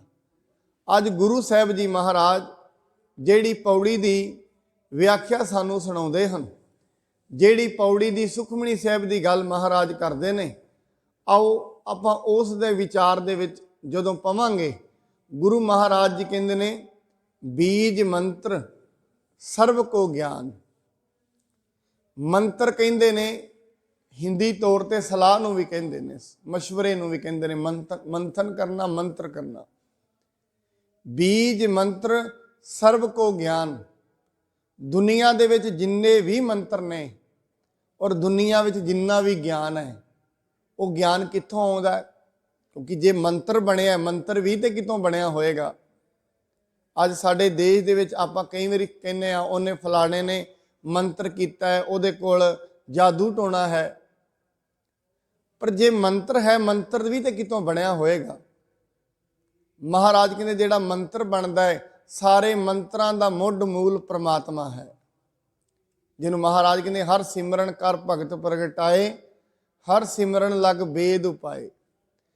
ਜਿਨ੍ਹਾਂ ਨੇ ਪਰਮਾਤਮਾ ਦੀ ਬੰਦਗੀ ਕਰੀ, ਕਿਉਂਕਿ ਸਾਧ ਸੰਗਤ ਬੰਦਗੀ ਦੀਆਂ ਵੱਖ-ਵੱਖ ਸਟੇਜਾਂ ਨੇ। ਜੇ ਕੋਈ ਮਨੁੱਖ ਅੱਜ ਬੰਦਗੀ ਕਰਦਾ ਹੈ, ਕੀ ਪਤਾ ਉਹ ਜਾ ਕੇ ਮੰਤਰਾਂ ਤੇ ਰੁਕ ਜਾਏ, ਮੰਤਰਾਂ ਤੋਂ ਅੱਗੇ ਵੀ ਬੰਦਗੀ ਲੈ ਜਾਂਦੀ ਹੈ। ਪਰ ਜਿਹਨੂੰ ਮੰਤਰ ਮਿਲ ਗਏ, ਉਹ ਮੰਤਰਾਂ ਤੇ ਖਲੋ ਜਾਂਦਾ, ਫਿਰ ਮੰਤਰ ਪੜ੍ਹ ਕੇ ਦੁਨੀਆ ਤੋਂ ਆਪਣੀ ਪੂਜਾ ਸ਼ੁਰੂ ਕਰਾ ਲੈਂਦਾ। ਕਈ ਮਨੁੱਖ ਆਪਣੀ ਜ਼ਿੰਦਗੀ ਵਿੱਚ ਮੰਤਰ ਪੜ੍ਹਦੇ ਨੇ, ਰਿੱਧੀਆਂ ਸਿੱਧੀਆਂ ਤੇ ਖਲੋ ਜਾਂਦੇ ਨੇ, ਰਿੱਧੀਆਂ ਸਿੱਧੀਆਂ ਆਈਆਂ ਉੱਥੇ ਹੀ ਖਲੋ ਗਏ, ਔਰ ਉਸ ਨੂੰ ਹੀ ਮੰਜ਼ਿਲ ਸਮਝ ਕੇ ਦੁਨਿਆਵੀ ਤੌਰ ਤੇ ਦੁਨੀਆ ਨੂੰ ਆਪਣੇ ਵੱਸ ਕਰਨ ਦਾ ਤਰੀਕਾ ਲੱਭ ਲਿਆ। ਔਰ ਦੁਨੀਆ ਤੇ ਐਸੇ ਬੜੇ ਫਕੀਰ ਐਸੇ ਹੋਏ ਨੇ ਜਿਨ੍ਹਾਂ ਨੇ ਦੁਨਿਆਵੀ ਤੌਰ ਤੇ ਮਨੁੱਖਾਂ ਨੂੰ ਆਪਣੇ ਕਾਬੂ ਕਰਨ ਦੇ ਲਈ ਬੰਦਗੀ ਤੇ ਕੀਤੀ, ਪਰ ਬੰਦਗੀ ਆਪਣੀਆਂ ਰਿੱਧੀਆਂ ਸਿੱਧੀਆਂ ਵਿਖਾਉਣ ਲਈ ਕੀਤੀ। ਐਵੇਂ ਸਮਝ ਲਓ ਜਿਵੇਂ ਮਨੁੱਖ ਮਾਇਆ ਕਮਾਏ, ਪੈਸਾ ਕਮਾਉਂਦਾ ਹੈ, ਪੈਸੇ ਦਾ ਪ੍ਰਯੋਗ ਮਨੁੱਖ ਦੀ ਬੁੱਧੀ ਦੇ ਅਨੁਸਾਰ ਹੋ ਸਕਦਾ ਹੈ। ਕੀ ਕਰਨਾ ਹੈ? ਕਈ ਮਨੁੱਖ ਪੈਸੇ ਦੀ ਵਰਤੋਂ ਧਾਰਮਿਕ ਕਾਰਜ ਦਾਨ ਪੁੰਨ ਦੇ ਵਿੱਚ ਕਰਦੇ ਨੇ, ਕਈ ਮਨੁੱਖ ਪੈਸੇ ਦੀ ਵਰਤੋਂ ਬਹੁਤ ਜੇ ਗਲਤ ਕੰਮਾਂ ਦੇ ਵਿੱਚ ਕਰ ਜਾਂਦੇ ਨੇ। ਮਨੁੱਖ ਮਾਇਆ ਕਮਾ ਸਕਦਾ ਹੈ, ਮਾਇਆ ਦੀ ਵਰਤੋਂ ਕਿੱਥੇ ਕਰਨੀ ਹੈ ਇਹ ਇਹਦੀ ਬੁੱਧੀ ਦੱਸੇਗੀ। ਜਿੱਥੋਂ ਤਾਈਂ ਇਹਦਾ ਦਿਮਾਗ ਖੜਿਆ ਹੋਏਗਾ, ਜਿੱਥੋਂ ਤਾਈਂ ਇਹਦਾ ਮਗਜ਼ ਖੜਿਆ ਹੋਏਗਾ, ਉੱਥੇ ਇਹ ਮਨੁੱਖ ਉੱਥੋਂ ਤੇ ਆਪਣੇ ਪੈਸੇ ਦੀ ਜਿੰਨੀ ਵੀ ਵਰਤੋਂ ਸ਼ੁਰੂ ਕਰਦਾ ਹੈ। ਇਸ ਕਰਕੇ ਅਧਿਆਤਮਿਕ ਤੌਰ ਤੇ ਮਨੁੱਖ ਬੰਦਗੀ ਕਰੇ, ਜਿਵੇਂ ਵੀ ਬੰਦਗੀ ਆਰੰਭ ਕਰੇਗਾ, ਕੋਈ ਵੀ ਮੰਤਰ ਜਪਦਾ ਹੈ, ਪਰਮਾਤਮਾ ਦਾ ਕੋਈ ਵੀ ਨਾਮ ਜਪੇ, ਸਤਨਾਮ ਵਾਹਿਗੁਰੂ ਜਪੇ, ਅੱਲਾਹੂ ਅਕਬਰ ਹੈ, ਕੋਈ ਵੀ ਬੰਦਗੀ ਕਰੇ, ਜਿਵੇਂ ਜਿਵੇਂ ਕਰੇਗਾ ਉਹਦੀ ਜ਼ਿੰਦਗੀ ਦੇ ਵਿੱਚ ਬਦਲਾਅ ਆਉਣਾ ਸ਼ੁਰੂ ਹੋ ਜਾਏਗਾ। ਹੌਲੀ ਹੌਲੀ ਉਸ ਦੀਆਂ ਗੱਲਾਂ ਪੂਰੀਆਂ ਹੋਣੀਆਂ ਸ਼ੁਰੂ ਹੋ ਜਾਣਗੀਆਂ। ਹੌਲੀ ਹੌਲੀ ਅਧਿਆਤਮਿਕ ਤੌਰ ਤੇ ਉਹਨੂੰ ਪਾਵਰ ਮਿਲਣੀ ਸ਼ੁਰੂ ਹੋਏਗੀ, ਸ਼ਕਤੀ ਪੈਦਾ ਹੋਏਗੀ ਉਸ ਦੇ ਅੰਦਰ। ਕਿਉਂਕਿ ਕੋਈ ਵੀ ਸ਼ਬਦ ਹੈ ਆਪਣੇ ਅੰਦਰ ਇੱਕ ਸ਼ਕਤੀ ਸਮੋਈ ਬੈਠਾ ਹੈ। ਕਿਉਂਕਿ ਬਾਣੀ ਦੇ ਮਹਾਰਾਜ ਬਾਣੀ ਦੇ ਵਿੱਚ ਕਹਿੰਦੇ ਨੇ ਸ਼ਬਦ ਤੋਂ ਦੁਨੀਆ ਪੈਦਾ ਹੁੰਦੀ ਹੈ, ਸ਼ਬਦਾਂ ਵਿੱਚ ਬੜੀ ਸ਼ਕਤੀ ਹੁੰਦੀ ਹੈ। ਇਸ ਕਰਕੇ ਜਿੰਨੇ ਵੀ ਮੰਤਰ ਨੇ ਉਹਨਾਂ ਦੇ ਵਿੱਚ ਸ਼ਕਤੀਆਂ ਨੇ, ਉਹਨਾਂ ਦੇ ਵਿੱਚ ਪਾਵਰ ਹੈ। ਇਸ ਕਰਕੇ ਜਿਵੇਂ ਜਿਵੇਂ ਮਨੁੱਖ ਸ਼ਬਦ ਜਪਦਾ ਹੈ, ਉਹ ਪਾਵਰ ਜਿਹੜੀ ਹੈ ਮਨੁੱਖ ਦੇ ਅੰਦਰ ਇਜਾਦ ਹੋਣੀ ਸ਼ੁਰੂ ਹੋ ਜਾਂਦੀ ਹੈ। ਮਹਾਰਾਜ ਕਹਿੰਦੇ ਬੀਜ ਮੰਤਰ ਸਰਬ ਕੋ ਗਿਆਨ। ਜਿੰਨੇ ਵੀ ਮੰਤਰ ਨੇ ਦੁਨੀਆ ਤੇ ਔਰ ਜਿੰਨਾ ਵੀ ਗਿਆਨ ਨਾਜ਼ਿਲ ਹੋਇਆ ਦੁਨੀਆ ਤੇ, ਸਾਰੇ ਗਿਆਨ ਮੁੱਢ ਮੂਲ ਪਰਮਾਤਮਾ ਹੈ। ਕਿਉਂਕਿ ਜਿੰਨਾ ਵੀ ਗਿਆਨ ਬਣਾਇਆ ਹੈ ਪਰਮਾਤਮਾ ਨੇ ਬਣਾਇਆ। ਜਿਸ ਦਿਨ ਉਹ ਕਿਰਪਾ ਕਰਦਾ ਹੈ, ਗਿਆਨ ਹੁੰਦਾ ਵੀ ਤਾਂ ਹੀ ਮਨੁੱਖ ਨੂੰ ਹੈ। ਸਾਧ ਸੰਗਤ, ਮਨੁੱਖ ਆਪਣੇ ਤੌਰ ਤੇ ਜਿੰਨਾ ਮਰਜ਼ੀ ਅਭਿਆਸ ਕਰੇ, ਗਿਆਨ ਨਹੀਂ ਹਾਸਲ ਹੁੰਦਾ। ਹੁਣ ਕਈ ਵਾਰੀ ਮਨੁੱਖ ਮੰਤਰ ਹਾਸਲ ਕਰ ਲੈਂਦਾ, ਫਿਰ ਦੁਨੀਆ ਨੂੰ ਤੰਗ ਕਰਦਾ ਹੈ। ਐਸਾ ਹੀ ਇੱਕ ਵਾਰੀ ਗੁਰੂ ਅਮਰਦਾਸ ਮਹਾਰਾਜ ਜੀ ਦੇ ਕੋਲ ਸਿੱਖ ਆਏ ਨੇ। ਗੁਰੂ ਸਾਹਿਬ ਜੀ ਨੂੰ ਕਹਿੰਦੇ ਸੱਚੇ ਪਾਤਸ਼ਾਹ, ਜਿਹੜੇ ਦੇਸ਼ ਚੋਂ ਅਸੀਂ ਆਏ ਹਾਂ। ਮਹਾਰਾਜ ਉਹਨਾਂ ਨੂੰ ਪੁੱਛਦੇ ਨੇ ਕਿਹੜੇ ਦੇਸ਼ ਚੋਂ ਆਏ ਹੋ? ਦੱਸਦੇ ਨੇ ਫਲਾਣੇ ਦੇਸ਼ ਚੋਂ ਆਏ। ਮਹਾਰਾਜ ਕਹਿੰਦੇ ਨੇ ਉੱਥੇ ਕਿਹਦਾ ਮਤ ਚੱਲਦਾ ਹੈ? ਕਹਿੰਦੇ ਸੱਚੇ ਪਾਤਸ਼ਾਹ ਉੱਥੇ ਤੇ ਜੋਗੀ ਰਹਿੰਦੇ ਨੇ, ਜੋਗੀਆਂ ਕੋਲ ਆਪੋ ਆਪਣੇ ਮੰਤਰ ਨੇ ਤੇ ਲੋਕਾਂ ਨੂੰ ਪਰੇਸ਼ਾਨ ਕਰਦੇ ਨੇ ਮੰਤਰਾਂ ਨਾਲ। ਮਹਾਰਾਜ ਕਹਿੰਦੇ ਜਾਓ ਤੁਸੀਂ ਉੱਥੇ ਸਤਨਾਮ ਜਪਾਇਆ ਕਰੋ, ਪਰਮਾਤਮਾ ਦਾ ਨਾਮ ਜਪਾਓ। ਜਦੋਂ ਪਰਮਾਤਮਾ ਦੀ ਸ੍ਰਿਸ਼ਟੀ ਹੈ, ਕਹਿੰਦੇ ਮਹਾਰਾਜ ਜੇ ਅਸੀਂ ਨਾਮ ਜਪਾਵਾਂਗੇ, ਉਹਨਾਂ ਕੋਲ ਇੰਨੀਆਂ ਪਾਵਰਾਂ ਨੇ, ਸਾਨੂੰ ਹਵਾ ਦੇ ਬੁੱਲੇ ਨਾਲ ਵੀ ਉਡਾ ਸਕਦੇ ਨੇ, ਇੰਨੀ ਸ਼ਕਤੀ ਹੈ ਉਹਨਾਂ ਕੋਲ। ਮਹਾਰਾਜ ਕਹਿੰਦੇ ਡਰਨ ਦੀ ਲੋੜ ਨਹੀਂ, ਸਿਰਫ ਤੇ ਸਿਰਫ ਸਤਨਾਮ ਦਾ ਜਾਪ ਕਰੋ। ਸਤਨਾਮ ਦਾ ਮੰਤਰ ਜਿਹੜਾ ਹੈ, ਇਹਦੇ ਅੰਦਰ ਇੰਨੀ ਸ਼ਕਤੀ ਹੈ, ਕੋਈ ਵੀ ਮੰਤਰ ਇੱਥੇ ਨਹੀਂ ਚੱਲੇਗਾ। ਕਿਉਂਕਿ ਪ੍ਰਭੂ ਦਾ ਨਾਮ ਹੈ, ਪਰਮਾਤਮਾ ਦਾ ਨਾਮ ਹੈ, ਪਰਮੇਸ਼ਰ ਦਾ ਨਾਮ ਹੈ। ਤੇ ਮਹਾਰਾਜ ਬਾਣੀ ਦੇ ਵਿੱਚ ਕਹਿੰਦੇ ਨੇ ਕੀਰਤਮ ਨਾਮ ਕਥੇ ਤੇਰੇ ਜਿਹਬਾ ਸਤ ਨਾਮ ਤੇਰਾ ਪਰਾ ਪੂਰਬਲਾ। ਤੂੰ ਹੈ ਹਮੇਸ਼ਾ ਤੇਰੀ ਹੋਂਦ ਹੈ, ਇਹ ਤੇ ਪੱਕੀ ਗੱਲ ਹੈ। ਮਹਾਰਾਜ ਕਹਿੰਦੇ ਨੇ ਤੁਸੀਂ ਜਾ ਕੇ ਸਤਨਾਮ ਜਪੋ ਤੇ ਦੂਜਿਆਂ ਨੂੰ ਜਪਾਓ। ਹੌਲੀ ਹੌਲੀ ਸਤਨਾਮ ਦਾ ਜਾਪ ਉਹ ਸ਼ੁਰੂ ਕਰਦੇ ਨੇ। ਜਿਵੇਂ ਜਿਵੇਂ ਜਾਪ ਸ਼ੁਰੂ ਕਰਦੇ ਨੇ ਦੂਜਿਆਂ ਦੇ ਜਿਹੜੇ ਮੰਤਰ ਉਹਨਾਂ ਤੇ ਕੰਮ ਕਰਨੇ ਬੰਦ ਕਰਦੇ ਨੇ। ਗੁਰਬਾਣੀ 'ਚ ਸ਼ਬਦ ਹੈ, ਕਹਿੰਦੇ ਜਿਹੜੇ ਮਨੁੱਖ ਪਰਮਾਤਮਾ ਦੀ ਬੰਦਗੀ ਕਰਦੇ ਨੇ, ਆਪਾਂ ਆਮ ਤੌਰ ਤੇ ਕਹਿੰਦੇ ਨਜ਼ਰ ਲੱਗ ਜਾਂਦੀ ਹੈ, ਮਾਰਗੇ ਤੰਤ ਮੰਤ ਨਾ ਜੋ ਹੋਈ ਤਿਤ ਚਾਖ ਨਾ ਲੱਗੈ। ਜਿਹੜੇ ਮਨੁੱਖ ਪਰਮਾਤਮਾ ਦਾ ਨਾਮ ਜਪਦੇ ਨੇ, ਨਾ ਤੇ ਉਹਨਾਂ ਨੂੰ ਕੋਈ ਜੰਤਰ ਲੱਗਦਾ ਤੇ ਨਾ ਤੰਤਰ ਲੱਗਦਾ, ਕਿਉਂਕਿ ਜੰਤਰ ਮੰਤਰ ਤੇ ਤੰਤਰ ਇਹ ਤਿੰਨ ਹੁੰਦੇ ਨੇ ਸਾਧ ਸੰਗਤ। ਜੰਤਰ ਕਾਗਜ਼ ਦੇ ਉੱਤੇ ਲਿਖ ਕੇ ਮਨੁੱਖ ਦੇ ਗਲ ਵਿੱਚ ਪਾ ਦਿੱਤਾ ਜਾਂਦਾ ਹੈ। ਮੰਤਰ ਜਿਹੜਾ ਹੈ ਉਹ ਕੋਈ ਸਲਾਹ ਬਾੜੀ ਕਰਨੀ ਹੈ। ਮੰਤਰ ਹੈ ਆਪਣੇ ਜੇਬਾਂ ਦੇ ਥਾਣੀ ਬਾਰ-ਬਾਰ ਸ਼ਬਦ ਨੂੰ ਜਪਣਾ। ਤੰਤਰ ਤੀਜੀ ਚੀਜ਼ ਅਲੱਗ ਹੈ। ਇਸ ਕਰਕੇ ਜੰਤਰ ਜਿਹੜੇ ਹੁੰਦੇ ਨੇ, ਜੰਤਰ ਕਾਗਜ਼ਾਂ ਦੇ ਉੱਤੇ ਲਿਖ ਕੇ, ਆਪ ਜੀ ਨੇ ਕਈ ਵਾਰੀ ਦੁਕਾਨਾਂ ਤੇ ਵੇਖਿਆ ਹੋਏਗਾ ਲਿਖਿਆ ਹੁੰਦਾ ਨੰਬਰ ਪਾ ਪਾ ਕੇ, ਉਹ ਜੰਤਰ ਹੁੰਦੇ ਨੇ। ਮਹਾਰਾਜ ਕਹਿੰਦੇ ਜਦੋਂ ਮਨੁੱਖ ਬੰਦਗੀ ਕਰਦਾ ਹੈ, ਬੈਠਿਆਂ ਪਰਮੇਸ਼ਰ ਦਾ ਨਾਂ ਲਏਗਾ, ਜੰਤਰ ਮੰਤਰ ਤੇ ਤੰਤਰ ਉਹਨੂੰ ਲੱਗ ਹੀ ਨਹੀਂ ਸਕਦੇ, ਨਾ ਕੋਈ ਨਜ਼ਰ ਹੀ ਲੱਗੇ। ਤੰਤ ਮੰਤ ਨਾ ਜੋ ਹੋਈ ਤਿਤ ਚਾਖ ਨਾ ਲੱਗੈ, ਨਾ ਉਹਨੂੰ ਕੋਈ ਨਜ਼ਰ ਹੀ ਲੱਗਦੀ ਹੈ। ਇਸ ਕਰਕੇ ਮਹਾਰਾਜ ਕਹਿੰਦੇ ਨੇ ਬੀਜ ਮੰਤਰ ਸਰਬ ਕੋ ਗਿਆਨ ਚੌਂ ਵਰਨਾ ਮੈਂ ਜਪੈ ਕੋ ਨਾਮ। ਕਹਿੰਦੇ ਜੇ ਕਿਸੇ ਨੂੰ ਸ਼ੱਕ ਹੈ ਚੌਂ ਵਰਨਾਂ ਦੇ ਵਿੱਚ, ਕੋਈ ਵੀ ਨਾਮ ਜਪ ਕੇ ਵੇਖ ਲਵੇ। ਇਹ ਨਹੀਂ ਕਹਿ ਰਹੇ ਅਸੀਂ ਵੀ ਇਹ ਜੋ ਮੈਂ ਮਹਾਰਾਜ ਕਹਿੰਦੇ ਜੋ ਅਸੀਂ ਗੱਲ ਕਹਿ ਰਹੇ ਹਾਂ, ਜੇ ਇਸ ਤੇ ਕਿਸੇ ਨੇ ਪ੍ਰੈਕਟੀਕਲ ਕਰਨਾ ਹੈ ਜਪ ਕੇ ਵੇਖ ਲਵੇ। ਚੌਂ ਵਰਨਾ ਮੈਂ ਜਪੈ ਕੋ ਨਾਮ। ਜੇ ਚੌਂ ਵਰਨਾਂ ਦੇ ਵਿੱਚ ਖੱਤਰੀ ਬ੍ਰਾਹਮਣ ਸੂਦ ਵੈਸ ਚਾਰੇ ਵਰਨਾਂ ਦੇ ਵਿੱਚੋਂ ਕੋਈ ਵੀ ਨਾਮ ਜਪ ਕੇ ਵੇਖੇ, ਉਸ ਨੂੰ ਗਿਆਨ ਵੀ ਹੋ ਜਾਏਗਾ, ਉਹਦੇ ਕੋਲ ਵਾਕ ਸਿੱਧੀ ਵੀ ਆ ਜਾਏਗੀ। ਔਰ ਅਸੀਂ ਵੇਖਦੇ ਹਾਂ ਭਗਤ ਰਵਿਦਾਸ ਜੀ, ਜਿਨ੍ਹਾਂ ਆਪਣੇ ਸਮੇਂ ਦੇ ਵਿੱਚ ਰਵਿਦਾਸ ਢਵੰਤਾ ਢੋਰ ਨੀਤ ਤਿੰਨ ਤਿਆਗੀ ਮਾਇਆ। ਰਵਿਦਾਸ ਜੀ ਜਿਨ੍ਹਾਂ ਦਾ ਕੰਮ ਮਰੇ ਹੋਏ ਪਸ਼ੂਆਂ ਨੂੰ ਲੈ ਕੇ ਆਉਣਾ ਹੈ ਘਰ, ਉਹਨਾਂ ਦੀ ਮਰੇ ਹੋਏ ਪਸ਼ੂਆਂ ਦੀ ਖੱਲ ਲਾਉਣੀ ਹੈ ਤੇ ਲੋਕਾਂ ਦੀਆਂ ਜੁੱਤੀਆਂ ਗੰਢਣੀਆਂ ਨੇ। ਇਹ ਭਗਤ ਰਵਿਦਾਸ ਜੀ ਦਾ ਕੰਮ ਹੈ। ਪਰ ਸਾਧ ਸੰਗਤ ਭਗਤ ਰਵਿਦਾਸ ਜੀ ਦਾ ਕੰਮ ਵੇਖੋ ਕਿਹੜਾ ਹੈ, ਪਰ ਨਾਲ ਉਹ ਕੰਮ ਕਰਦਿਆਂ ਕਰਦਿਆਂ ਪ੍ਰਮਾਤਮਾ ਦੀ ਬੰਦਗੀ ਹਰੀ ਹਰੀ ਜਪੀ ਜਾਂਦੇ ਨੇ। ਨਾਲ ਨਾਲ ਆਪਣਾ ਕੰਮ ਕਰਦੇ ਨੇ, ਨਾਲ ਨਾਲ ਬੰਦਗੀ ਕਰੀ ਜਾਂਦੇ ਨੇ। ਕਹਿੰਦੇ ਬੰਦਗੀ ਦਾ ਇੰਨਾ ਪ੍ਰਭਾਵ ਪੈਂਦਾ ਹੈ ਭਗਤ ਰਵਿਦਾਸ ਜੀ ਤੇ, ਬੰਦਗੀ ਕਰਦਿਆਂ ਕਰਦਿਆਂ ਨੇੜੇ ਤੇੜੇ ਦੇ ਲੋਕ ਆ ਕੇ ਭਗਤ ਰਵਿਦਾਸ ਜੀ ਤੋਂ ਸਲਾਹਾਂ ਲੈਂਦੇ ਨੇ। ਇੰਨਾ ਬੰਦਗੀ ਦਾ ਫਲ ਹੈ ਸਾਧ ਸੰਗਤ। ਜਿਵੇਂ ਜਿਵੇਂ ਬੰਦਗੀ ਸ਼ੁਰੂ ਹੁੰਦੀ ਹੈ, ਕਹਿੰਦੇ ਭਗਤ ਰਵਿਦਾਸ ਜੀ ਦੇ ਜਿਹੜਾ ਚੁੱਲ੍ਹਾ ਹੈ ਜਿੱਥੇ ਰੋਟੀਆਂ ਬਣਾਉਂਦੇ ਨੇ, 5 ਮੋਹਰਾਂ ਜਿਹੜੀਆਂ ਨੇ ਰੋਜ਼ ਦੀਆਂ ਰੋਜ਼ ਉਹ 5 ਮੋਹਰਾਂ ਉੱਥੋਂ ਨਿਕਲਦੀਆਂ ਨੇ। ਭਗਤ ਰਵਿਦਾਸ ਜੀ ਨੇ ਆਪਣੇ ਘਰ ਵਾਲਿਆਂ ਨੂੰ ਕਹਿੰਦੇ ਨੇ ਇਹ ਮੋਹਰਾਂ ਤੁਸੀਂ ਛੇੜਨੀਆਂ ਨਹੀਂ, ਕਿਉਂਕਿ ਇਹ ਸਾਡੀ ਬੰਦਗੀ ਨੂੰ ਛੱਲਣ ਨਹੀਂ ਆਈਆਂ ਨੇ। ਸਾਧ ਸੰਗਤ ਕਦੀ ਯਾਦ ਰੱਖਣਾ, ਜਿਸ ਦਿਨ ਬੰਦਗੀ ਆਰੰਭ ਕਰੋਗੇ, ਕਲਯੁਗ ਨਹੀਂ ਚਾਹੇਗਾ ਬੰਦਗੀ ਇਹ ਕਰ ਸਕੇ। ਮਾਇਆ ਕਿਸੇ ਨਾ ਕਿਸੇ ਰੂਪ ਦੇ ਵਿੱਚ ਅੱਗੇ ਆ ਕੇ ਖਲੋ ਜਾਂਦੀ ਹੈ, ਬੰਦਗੀ ਤੋਂ ਮਨੁੱਖ ਨੂੰ ਡੱਕਦੀ ਹੈ। ਆਪ ਲਗਾਤਾਰ ਸਤ ਸੰਗਤ ਵਿੱਚ ਆਓਗੇ, ਸਤ ਸੰਗਤ ਵਿੱਚ ਆਉਂਦਿਆਂ ਮਾਇਆ ਕਿਸੇ ਨਾ ਕਿਸੇ ਰੂਪ ਦੇ ਵਿੱਚ ਮਨੁੱਖ ਦੇ ਅੱਗੇ ਖਲੋਂਦੀ ਹੈ। ਕਿਸੇ ਨਾ ਕਿਸੇ ਰੂਪ ਵਿੱਚ, ਕਦੀ ਕਲੇਸ਼ ਦੇ ਰੂਪ ਵਿੱਚ, ਕਦੀ ਕਿਸੇ ਝਗੜੇ ਦੇ ਰੂਪ ਵਿੱਚ, ਕਦੀ ਕੋਈ ਆਪ ਜੀ ਆ ਰਹੇ ਹੋ। ਸਤ ਸੰਗਤ ਵਿੱਚ ਆਉਂਦਿਆਂ ਕੋਈ ਨਾ ਕੋਈ ਐਸੀ ਬਿਰਤੀ ਦਾ ਮਾਲਕ ਮਿਲ ਜਾਏਗਾ ਜਿਹੜਾ ਅੱਗੇ ਕਹੇਗਾ ਕੀ ਕਰਨਾ ਸਤ ਸੰਗਤ ਵਿੱਚ ਜਾ ਕੇ, ਕੀ ਮਿਲਦਾ। ਐਸੇ ਲੋਕ ਆਪ ਜੀ ਨੂੰ ਮਿਲਣਗੇ। ਇਹਦਾ ਮਤਲਬ ਇਹ ਹੈ ਜਦੋਂ ਆਪ ਜੀ ਕੋਈ ਪਰਮਾਤਮਾ ਦੇ ਤੌਰ ਤੇ ਪ੍ਰਾਪਤੀ ਕਰਨੀ ਸ਼ੁਰੂ ਕਰੋਗੇ, ਜਿਵੇਂ ਬੰਦਗੀ ਸ਼ੁਰੂ ਕਰੋਗੇ, ਬੰਦਗੀ ਕਰਦਿਆਂ ਕਰਦਿਆਂ ਕਲਯੁਗ ਆਪਣਾ, ਮਾਇਆ ਆਪਣਾ ਪ੍ਰਭਾਵ ਜ਼ਰੂਰ ਪਾਉਂਦੀ ਹੈ। ਭਗਤ ਰਵਿਦਾਸ ਜੀ ਕਹਿੰਦੇ ਨੇ ਜਿਵੇਂ ਬੰਦਗੀ ਆਰੰਭ ਹੋਏਗੀ, ਕੋਈ ਨਾ ਕੋਈ ਮੁਸ਼ਕਲ ਅੱਗੇ ਆ ਕੇ ਖੜੀ ਹੋ ਜਾਂਦੀ ਹੈ। ਭਗਤ ਰਵਿਦਾਸ ਜੀ ਬੰਦਗੀ ਕਰਦੇ ਨੇ, ਘਰਦਿਆਂ ਨੂੰ ਕਹਿੰਦੇ ਨੇ ਇਹ ਮੋਹਰਾਂ ਨਹੀਂ ਛੇੜਦੀਆਂ। ਕਹਿੰਦੇ ਜਿਵੇਂ ਜਿਵੇਂ ਇੱਕ ਦਿਨ ਫਿਰ ਸੁਪਨੇ ਦੇ ਵਿੱਚ ਪਰਮਾਤਮਾ ਨੇ ਆ ਕੇ ਆਖਿਆ, ਕਹਿੰਦੇ ਹੇ ਰਵਿਦਾਸ ਜਿਹੜੀਆਂ ਮੋਹਰਾਂ ਮੈਂ ਦੇ ਰਿਹਾ ਉਹ ਮੈਂ ਤੈਨੂੰ ਭੇਜਦਾ। ਕਹਿੰਦੇ ਉਹਨਾਂ ਮੋਹਰਾਂ ਦੇ ਨਾਲ ਇੱਕ ਸੋਹਣਾ ਜਿਹਾ ਮੰਦਿਰ ਬਣਾ, ਵੱਡਾ ਘਰ ਬਣਾਓ ਜਿਹਦੇ ਵਿੱਚ ਸਤ ਸੰਗਤ ਹੋਏ। ਦੂਜੀ ਗੱਲ, ਇੱਕ ਸਰਾਂ ਬਣਾਓ ਜਿੱਥੇ ਆਉਂਦੇ ਜਾਂਦੇ ਲੋਕ ਪਾਣੀ ਛਕਣ, ਪ੍ਰਸ਼ਾਦਾ ਛਕਣ। ਫਿਰ ਉਹਨਾਂ ਮੋਹਰਾਂ ਦੀ ਜਿਹੜੀ ਵਰਤੋਂ, ਕਿਉਂਕਿ ਸਾਧ ਸੰਗਤ ਚੌਹਾਂ ਵਰਨਾ ਮਹਿ ਜਪੈ ਕੋਊ ਨਾਮ। ਕੋਈ ਵੀ ਨਾਮ ਜਪ ਕੇ ਵੇਖੇ ਉਸ ਨੂੰ ਨਾਮ ਦੀਆਂ ਪਾਵਰਾਂ ਦਾ, ਅਧਿਆਤਮਿਕ ਤੌਰ ਤੇ ਸ਼ਕਤੀਆਂ ਦਾ ਪਤਾ ਲੱਗ ਜਾਂਦਾ ਹੈ। ਮਹਾਰਾਜ ਕਹਿੰਦੇ ਜੋ ਜੋ ਜਪੈ ਤਿਸ ਕੀ ਗਤ ਹੋਏ, ਸਾਧ ਸੰਗ ਪਾਵੈ ਜਨ ਕੋਏ।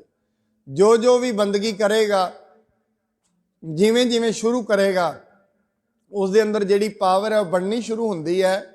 ਮਹਾਰਾਜ ਕਹਿੰਦੇ ਜੋ ਜੋ ਜਪੈ ਤਿਸ ਕੀ ਗਤ ਹੋਏ। ਜਿਹੜਾ ਜਿਹੜਾ ਵੀ ਜਪਦਾ ਹੈ ਉਸ ਦੀ ਗਤੀ ਹੁੰਦੀ ਹੈ, ਭਾਵ ਜਿਹੜੀ ਮੱਤ ਹੈ ਉਹ ਨਿਰਮਲ ਹੋਣੀ ਸ਼ੁਰੂ ਹੋ ਜਾਂਦੀ ਹੈ। ਗਤੀ ਦਾ ਮਤਲਬ ਕੀ ਹੈ? ਭਾਵ ਇਹ ਹੈ ਦੁਨਿਆਵੀ ਤੌਰ ਤੇ ਸਮਝ ਆਉਣੀ ਸ਼ੁਰੂ ਹੁੰਦੀ ਹੈ। ਮੈਂ ਬੜੀ ਵਾਰੀ ਬੇਨਤੀ ਕੀਤੀ ਸਾਧ ਸੰਗਤ, ਜਦੋਂ ਅਸੀਂ ਬੰਦਗੀ ਕਰਦੇ ਹਾਂ, ਬੰਦਗੀ ਕਰਦਿਆਂ ਕਰਦਿਆਂ ਮਨੁੱਖ ਨੂੰ ਸੌਣਾ ਕਦੋਂ ਹੈ, ਜਾਗਣਾ ਕਦੋਂ ਹੈ? ਸਿਰਫ ਦਿਨੇ ਬੰਦਗੀ ਕਰ ਲਈਏ, ਮਨੁੱਖ ਕਹਿੰਦਾ ਮੇਰੇ ਤੋਂ ਸਵੇਰੇ ਉੱਠਿਆ ਨਹੀਂ ਜਾਂਦਾ। ਸਾਧ ਸੰਗਤ ਜਿਵੇਂ ਹੀ ਬੰਦਗੀ ਪ੍ਰਬਲ ਹੋ ਜਾਏਗੀ, ਕੋਈ ਅਲਾਰਮ ਦੀ ਲੋੜ ਨਹੀਂ, ਬੰਦਗੀ ਆਪਣੇ ਆਪ ਹੀ ਠਾਉਣਾ ਸ਼ੁਰੂ ਕਰ ਦਿੰਦੀ ਹੈ। ਬੰਦਗੀ ਸਮੇਂ ਤੇ ਮਨੁੱਖ ਨੂੰ ਮਰਿਆਦਾ ਦੇ ਵਿੱਚ ਲਿਆਉਂਦੀ ਹੈ, ਕਿਉਂਕਿ ਬੰਦਗੀ ਮਰਿਆਦਾ ਹੈ। ਬੰਦਗੀ ਦਾ ਮਤਲਬ ਹੈ ਅਧੀਨਗੀ ਵਿੱਚ ਰਹਿਣਾ, ਮਰਿਆਦਾ ਵਿੱਚ ਰਹਿਣਾ। ਜਿਵੇਂ ਜਿਵੇਂ ਮਨੁੱਖ ਮੂਲ ਮੰਤਰ ਦਾ ਜਾਪ ਕਰੇਗਾ, ਸਤਨਾਮ ਦਾ ਜਾਪ ਕਰੇਗਾ, ਜਾਂ ਗੁਰਬਾਣੀ ਨੂੰ ਬਾਰ-ਬਾਰ ਪੜ੍ਹ ਕੇ ਸਮਝੇਗਾ, ਜਾਂ ਬਹੁਤੀ ਜ਼ਿਆਦਾ ਸੇਵਾ ਕਰੇਗਾ, ਇਹ ਕੋਈ ਵੀ ਚੀਜ਼ ਕਰ ਲਵੇ, ਜਾਂ ਬਹੁਤੀ ਜ਼ਿਆਦਾ ਸੇਵਾ ਕਰੇਗਾ, ਕਰਦਿਆਂ ਕਰਦਿਆਂ ਜਿਹੜੀ ਬੰਦਗੀ ਹੈ ਇੱਕ ਦਿਨ ਇਸ ਨੂੰ ਅਧੀਨਗੀ ਵਿੱਚ ਲਿਆਉਂਦੀ ਹੈ, ਮਤ ਨਿਰਮਲ ਹੁੰਦੀ ਹੈ। ਇਹ ਹੀ ਮਨ ਜਿਹੜਾ ਅੱਜ ਮਾੜੇ ਵਿਚਾਰ ਚੁੱਕਦਾ ਹੈ, ਸਾਧ ਸੰਗਤ ਐਸੀਆਂ ਐਸੀਆਂ ਗੱਲਾਂ ਮਨੁੱਖ ਮਨ ਦੱਸਣੀਆਂ ਸ਼ੁਰੂ ਕਰ ਦਿੰਦਾ ਹੈ ਜਿਹੜੀਆਂ ਕਦੇ ਸੁਣਿਆ ਵੀ ਨਹੀਂ। ਮਨੁੱਖ ਨੂੰ ਆਪਣੇ ਅੰਦਰ ਤੋਂ ਹੀ ਗਿਆਨ ਹੋਣਾ ਸ਼ੁਰੂ ਹੋ ਜਾਂਦਾ ਹੈ। ਮਹਾਰਾਜ ਨੇ ਜੋ ਜੋ ਜਪੈ ਤਿਸ ਕੀ ਗਤ ਹੋਏ, ਸਾਧ ਸੰਗ ਪਾਵੈ ਜਨ ਕੋਏ। ਪਰ ਮੁਸ਼ਕਲ ਇਹ ਹੈ, ਸਤ ਸੰਗਤ, ਸੱਚੇ ਮਨੁੱਖਾਂ ਦੀ ਸੰਗਤ ਕਿਸੇ ਕਿਸੇ ਨੂੰ ਮਿਲਦੀ ਹੈ, ਹਰੇਕ ਕਿਸੇ ਨੂੰ ਨਹੀਂ। ਸਤ ਸੰਗਤ ਤੋਂ ਬਿਨਾਂ, ਮੈਂ ਕੱਲ ਵੀ ਬੇਨਤੀ ਕੀਤੀ ਸਾਧ ਸੰਗਤ, ਸਤ ਸੰਗਤ ਤੋਂ ਬਿਨਾਂ ਚਾਹ ਨਹੀਂ ਪੈਦਾ ਹੁੰਦਾ ਬੰਦਗੀ ਕਰਨ ਦਾ। ਸਤ ਸੰਗਤ ਵਿੱਚ ਆ ਕੇ ਮਨੁੱਖ ਨੂੰ ਪਤਾ ਲੱਗਦਾ ਹੈ ਫਲਾਣੀ ਸ਼ਖਸੀਅਤ ਨੇ ਨਾਮ ਜਪਿਆ, ਉਹ ਤਰ ਗਿਆ, ਦੂਜਾ ਤਰ ਗਿਆ, ਮੈਂ ਕਿਉਂ ਨਾ ਤਰਾਂਗਾ। ਗੱਲ ਸਿਰਫ ਦ੍ਰਿੜ ਇਰਾਦਾ ਕਰਕੇ ਤੁਰਨ ਦੀ ਹੈ। ਅੱਗੇ ਮਹਾਰਾਜ ਕਹਿੰਦੇ ਕਰ ਕਿਰਪਾ ਅੰਤਰ ਉਰ ਧਾਰੈ, ਪਸ ਪ੍ਰੇਦ ਮੁਗਧ ਪਾਥਰ ਕੋ ਤਾਰੈ।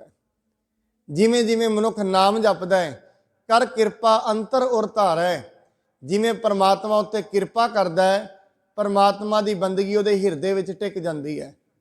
ਹਿਰਦੇ ਵਿੱਚ ਪਰਮਾਤਮਾ ਦੀ ਸਮਝ ਟਿਕ ਜਾਂਦੀ ਹੈ, ਪਰਮਾਤਮਾ ਦਾ ਗਿਆਨ ਟਿਕਦਾ ਹੈ। ਕਹਿੰਦੇ ਪਸ਼ੂ ਬਿਰਤੀ ਦਾ ਮਨੁੱਖ ਵੀ ਹੋਵੇ ਉਹਦਾ ਵੀ ਭਲਾ ਹੋ ਜਾਂਦਾ ਹੈ। ਜਿਹੜਾ ਲੋਕਾਂ ਨੂੰ, ਸਾਧ ਸੰਗਤ, ਆਪਾਂ ਗੁਰੂ ਨਾਨਕ ਸਾਹਿਬ ਜੀ ਦੇ ਸਮੇਂ ਇੱਕ ਵਿੰਨਿਆ ਕੋਡੇ ਰਾਖਸ਼ ਨੂੰ। ਕੋਡੇ ਰਾਖਸ਼ ਦਾ ਕੰਮ ਹੈ ਲੋਕਾਂ ਨੂੰ ਵੱਢ ਕੇ ਖਾਣਾ, ਪਸ਼ੂ ਬਿਰਤੀ ਹੈ। ਕਿਉਂਕਿ ਜਦੋਂ ਮਨੁੱਖ ਮਨੁੱਖਾਂ ਨੂੰ ਹੀ ਮਾਰਨ ਲੱਗਦੇ, ਇਹਦਾ ਮਤਲਬ ਇਹ ਹੈ ਇਹਦੇ ਅੰਦਰ ਦਇਆ ਨਹੀਂ ਰਹੀ, ਔਰ ਜਿਹਦੇ ਅੰਦਰ ਦਇਆ ਨਹੀਂ ਰਹਿੰਦੀ, ਯਾਦ ਰੱਖਣਾ ਪਸ਼ੂ ਤੋਂ ਵੱਡਾ ਉਹ ਨਹੀਂ ਹੈ। ਜਦੋਂ ਮਨੁੱਖ ਮਨੁੱਖ ਨੂੰ ਮਾਰੇ, ਮਨੁੱਖ ਮਨੁੱਖ ਦਾ ਹਿੱਸਾ ਖਾਣ ਲੱਗ ਜਾਏ, ਮਨੁੱਖ ਮਨੁੱਖ ਦੇ ਹਿੱਸੇ ਦੀਆਂ ਜ਼ਮੀਨਾਂ ਖਾ ਜਾਏ, ਫਿਰ ਯਾਦ ਰੱਖਣਾ ਸਾਧ ਸੰਗਤ ਉਹ ਮਨੁੱਖ ਨਹੀਂ ਹੈ, ਉਹ ਪਸ਼ੂ ਹੈ। ਤੋਂ ਦੂਰ ਹੀ ਰਹਿਣ ਦਾ ਫਾਇਦਾ ਹੈ। ਮਹਾਰਾਜ ਬਾਣੀ 'ਚ ਕਹਿੰਦੇ ਨੇ ਕਰ ਕਿਰਪਾ ਅੰਤਰ ਉਰ ਧਾਰੈ, ਕੋਡਾ ਰਕਸ਼ ਹੈ। ਪਰ ਗੁਰੂ ਨਾਨਕ ਸਾਹਿਬ ਜੀ ਉਹਦੇ ਕੋਲ ਗਏ, ਉਹੀ ਜਿਵੇਂ ਰੂਟੀਨ ਦੇ ਵਿੱਚ ਕੰਮ ਕਰਦਾ ਹੈ। ਭਾਈ ਮਰਦਾਨੇ ਨੂੰ ਉਹਨੇ ਫੜਿਆ ਹੋਇਆ, ਤਪਦਾ ਹੋਇਆ ਕੜਾਇਆ ਤੇਲ ਦਾ, ਉਹਦੇ ਵਿੱਚ ਸੁੱਟਣ ਲੱਗਿਆ। ਤਪਦੇ ਹੋਏ ਕੜਾਏ ਦੇ ਵਿੱਚ ਭਾਈ ਮਰਦਾਨੇ ਨੂੰ ਸੁੱਟਦਾ। ਭਾਈ ਮਰਦਾਨਾ ਗੁਰੂ ਜੀ ਨੂੰ ਯਾਦ ਕਰਦਾ ਹੈ। ਗੁਰੂ ਨਾਨਕ ਸਾਹਿਬ ਪਹੁੰਚਦੇ ਨੇ, ਉੱਤੇ ਕਿਰਪਾ ਕਰਦੇ ਨੇ। ਕਿਰਪਾ ਕਰਨ ਦੇ ਨਾਲ ਉਹਦੇ ਅੰਦਰ ਦੀ ਗਤੀ ਹੁੰਦੀ ਹੈ। ਸਾਧ ਸੰਗਤ, ਉਹ ਭਾਈ ਕੋਡਾ ਰਕਸ਼, ਭਾਈ ਕੋਡਾ ਬਣਿਆ ਔਰ ਇੱਕ ਪ੍ਰਚਾਰਕ ਬਣਿਆ। ਜਦੋਂ ਪਰਮਾਤਮਾ ਕਿਰਪਾ ਕਰਦਾ, ਅੰਤਰ ਉਰ ਧਾਰੈ, ਪਸ ਪ੍ਰੇਦ ਮੁਗਧ ਪਾਥਰ ਕੋ ਤਾਰੈ। ਮੁਗਧ ਦਾ ਮਤਲਬ ਹੁੰਦਾ ਹੈ ਮੂਰਖ, ਪੱਥਰ ਦਾ ਮਤਲਬ ਆਪ ਜੀ ਜਾਣਦੇ ਹੋ, ਪੱਥਰਾਂ ਵਰਗੇ ਦਿਲ ਵਰਗੇ। ਜਿਹੜੇ ਮਨੁੱਖ ਪੱਥਰਾਂ ਵਰਗੇ ਦਿਲ ਦੇ ਸਨ, ਉਹਨਾਂ ਨੂੰ ਵੀ ਨਾਮ ਜਿਹੜਾ ਹੈ ਉਧਾਰ ਦਿੰਦਾ ਹੈ। ਨਾਮ ਜਦੋਂ ਕਿਰਪਾ ਕਰਦਾ ਹੈ। ਅੱਗੇ ਮਹਾਰਾਜ ਕਹਿੰਦੇ ਨੇ ਸਰਬ ਰੋਗ ਕਾ ਔਖਦ ਨਾਮ, ਕਲਿਆਣ ਰੂਪ ਮੰਗਲ ਗੁਣ ਗਾਮ। ਮਹਾਰਾਜ ਇਹ ਬੜੀ ਵੱਡੀ ਗੱਲ ਸਾਧ ਸੰਗਤ ਕਹਿੰਦੇ ਨੇ, ਸਰਬ ਰੋਗ ਕਾ ਔਖਦ ਨਾਮ। ਮਹਾਰਾਜ ਸੱਚੇ ਪਾਤਸ਼ਾਹ ਬਾਣੀ ਦੇ ਵਿੱਚ ਰੋਗ ਲੱਗਣ ਦਾ ਕਾਰਨ ਵੀ ਇੱਕ ਦੱਸਦੇ ਨੇ, ਤੇ ਰੋਗ ਦੱਸਣ ਦੀ ਦਵਾ ਵੀ ਇੱਕ ਦੱਸਦੇ ਨੇ। ਸਾਰੇ ਦੇ ਸਾਰੇ ਰੋਗ ਲੱਗਣ ਦਾ ਕਾਰਨ ਵੀ ਇੱਕ ਹੈ, और दुनियावी तौर ते रोग हटण का इलाज भी एक है। महाराज बाणी च कहते ने परमेश्वर दे भुलिया व्यापन सभे रोग। सभे इत्थे महाराज ने यह नहीं कहा कोई शरीर दे रोग, मानसिक रोग, अध्यात्मिक रोग, कोई ऐसा नहीं। सभे रोग, जिन्ने भी रोग ने, जिवें मनुख परमेश्वर की मर्यादा नूं भुलाउंदा है, मर्यादा नूं भुलाउण दे नाल ही सारे दे सारे रोग इस नूं लग जांदे ने। सत्संग जिहड़े शारीरिक रोग ने ना, आप जी कदी वेखना पशुआं नूं शारीरिक रोग घट हुंदे ने। हुण जंगलां विच पशुआं दे किहड़ा डॉक्टर ने? पशुआं नूं शारीरिक तौर ते रोग घट ने, जे हुंदे भी ने अपने आप ही उन्हें रब ने किरपा की अपने आप ही ठीक हो जाते हैं। जंगलों के विच कोई डॉक्टर नहीं। हाँ, वो पशुआं नूं रोग जरूर लगते हैं जिहड़े पशु असीं घरां विच बन्ने हुए ने। क्यों? उन्हां वो परमात्मा की मर्यादा च नहीं, वो साडी मर्यादा च ने। जिहड़े पशु घर बजे हुए ने वो मनुख की मर्यादा च ने, जिहड़े पशु जंगलों च ने वो परमात्मा की मर्यादा च ने। बड़े घट रोग लगते हैं। क्यों? परमात्मा की मर्यादा च ने। शारीरिक रोग बड़े घट ने पशुआं नूं। पर दूजी तरफ साध संगत मनुख है जिन्हें अज शारीरिक रोग मनुख नूं ने, इन्हें किसी नूं भी नहीं, दूजी श्रेणियां नूं नहीं। 83,999 जूनियां नूं इन्ने रोग नहीं हैं जिन्हें मनुख नूं ने। कारण की है? मनुख परमात्मा की मर्यादा तो बाहर चलता है। ये जो गुरु पीरां दा दस्या होया राह है इत्ते नहीं चल रहा। अपनी मर्यादा इन्हें सैटअप कर ली है, अपने मन के अनुसार चलता है, अपनी जिहड़ी मत है उहदे अनुसार चल रहा है। जो पुराने समय च बजुर्गों ने कहा, गुरबाणी कहती है, उन्होंने नहीं मनता, अपने अनुसार चलता है। इस करके महाराज कहते जे अपने अनुसार चलेगा फिर इसनों रोग लगने ही लगना। मैं कई बार कहा है साध संगत, ये जिथे असीं बैठे हुए हाँ ये पृथ्वी ते, इत्थे किहड़ी चीज़ चंगी है किहड़ी माड़ी है, मनुख की इन्नी बुद्धि नहीं है जिहड़ा इहनूं पता कर सके, इन्नी नहीं है जी। महाराज ने तां ही कहा हुक्म रजाई चलना नानक लिखिया नाल। कहते बस इन्ना कि याद रखी, जिमें परमात्मा चला रहा है उवें चलना शुरू कर। अपनी बुद्धि के अनुसार किते दुनिया नूं बदलण की कोशिश ना करी। बड़े ऐसे लोग आए जिन्हें दुनिया नूं अपने अनुसार ढालण की कोशिश की पर नहीं ढली। कोई 30 साल 40 साल अपने अनुसार चलाया, दुनिया अज भी उवें चलती है। इस करके जिहड़े रोग मर्यादा तो बाहरे हो जाते हैं उन्हां नूं शारीरिक रोग लग जाते हैं। महाराज कहते रोग कोई भी होए, शारीरिक होए, मानसिक होए या घर दे विच किसी चीज़ की तंगी होए, कहते उन्होंने ठीक करने का इक्को एक इलाज है, सर्व रोग का औखद नाम। सारे रोगों को ठीक करने की दवाई नाम है। हुण नाम मनुख जपे, नाम का मतलब है अनुभव।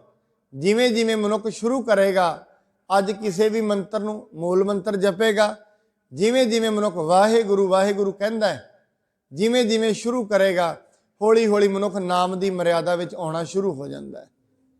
अगे महाराज कहते कल्याण रूप मंगल गुणगाम, वो मनुख नाम जिहड़ा है कल्याण का रूप है, मनुख नूं जिंदगी दे विच सुख का रूप है नाम।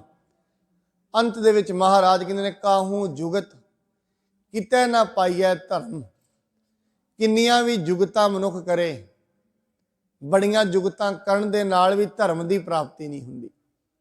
साध संगत धर्म की प्राप्ति है सत की प्राप्ति, संतोख की प्राप्ति, अंदर हिरदे दे विच दया की प्राप्ति, ये जिहड़ियां संजम की प्राप्ति, तप की प्राप्ति, इनू कहंदे ने इनू धर्म की प्राप्ति हो गई है। क्योंकि धर्म नूं गुरु नानक साहब ने बाहरी शारीरिक रूप नहीं दिता। ताई गुरु साहब जी ने जिस दिन जनेऊ पाउण आए उस दिन मना कर दिता, कहंदे भाई ये जनेऊ तो जदों तई शरीर रहना है उदों तई लग्या रहेगा, मैनू कोई ऐसा धर्म अपनाओ जिहदे मेरे मन के अंदर भी मैल ना लगे और सदा मेरे नाल निभे। जिन्हों महाराज ने कहा दया कपा संतोख सूत जत गंढी सत वट। सत ये तो सत नहीं है, कस के नहीं बोलांगे, सत वट सच्चाई। ये केड़े केड़े गुण महाराज ने कहे ने? दया कपा संतोख सूत जत गंढी सत वट। सत जत संतोख ते दया, महाराज कहते ਜਿਹੜੀ ਵੀ ਚੀਜ਼ ਨਾਲ ਇਹ ਚਾਰੇ ਪ੍ਰਾਪਤੀਆਂ ਹੁੰਦੀਆਂ ਹੋਣ ਮੈਨੂੰ ਉਹ ਵਾਲਾ ਧਰਮ ਅਪਣਾਉਣ 'ਚ ਜ਼ਿਆਦਾ ਚੰਗਾ ਲੱਗੇਗਾ। ਐਸਾ ਕਿਹੜਾ ਧਰਮ ਹੈ, ਐਸਾ ਕਿਹੜਾ ਰਾਹ ਹੈ ਜਿਹੜਾ ਮੈਨੂੰ ਇਹ ਚਾਰੇ ਚੀਜ਼ਾਂ ਬਖਸ਼ ਦੇਵੇ। ਹੁਣ ਬਾਹਰੀ ਤੌਰ ਤੇ ਮਨੁੱਖ ਨੇ ਧਾਰਮਿਕ ਬਣਿਆ, ਨਹੀਂ ਅੰਦਰ ਹੈਗੀਆਂ। ਜੇ ਇਹ ਚਾਰੇ ਚੀਜ਼ਾਂ ਅੰਦਰ ਨਹੀਂ, ਇਹਦਾ ਮਤਲਬ ਹਜੇ ਪਖੰਡ ਹੈ, ਹਜੇ ਧਾਰਮਿਕ ਨਹੀਂ ਹੈ।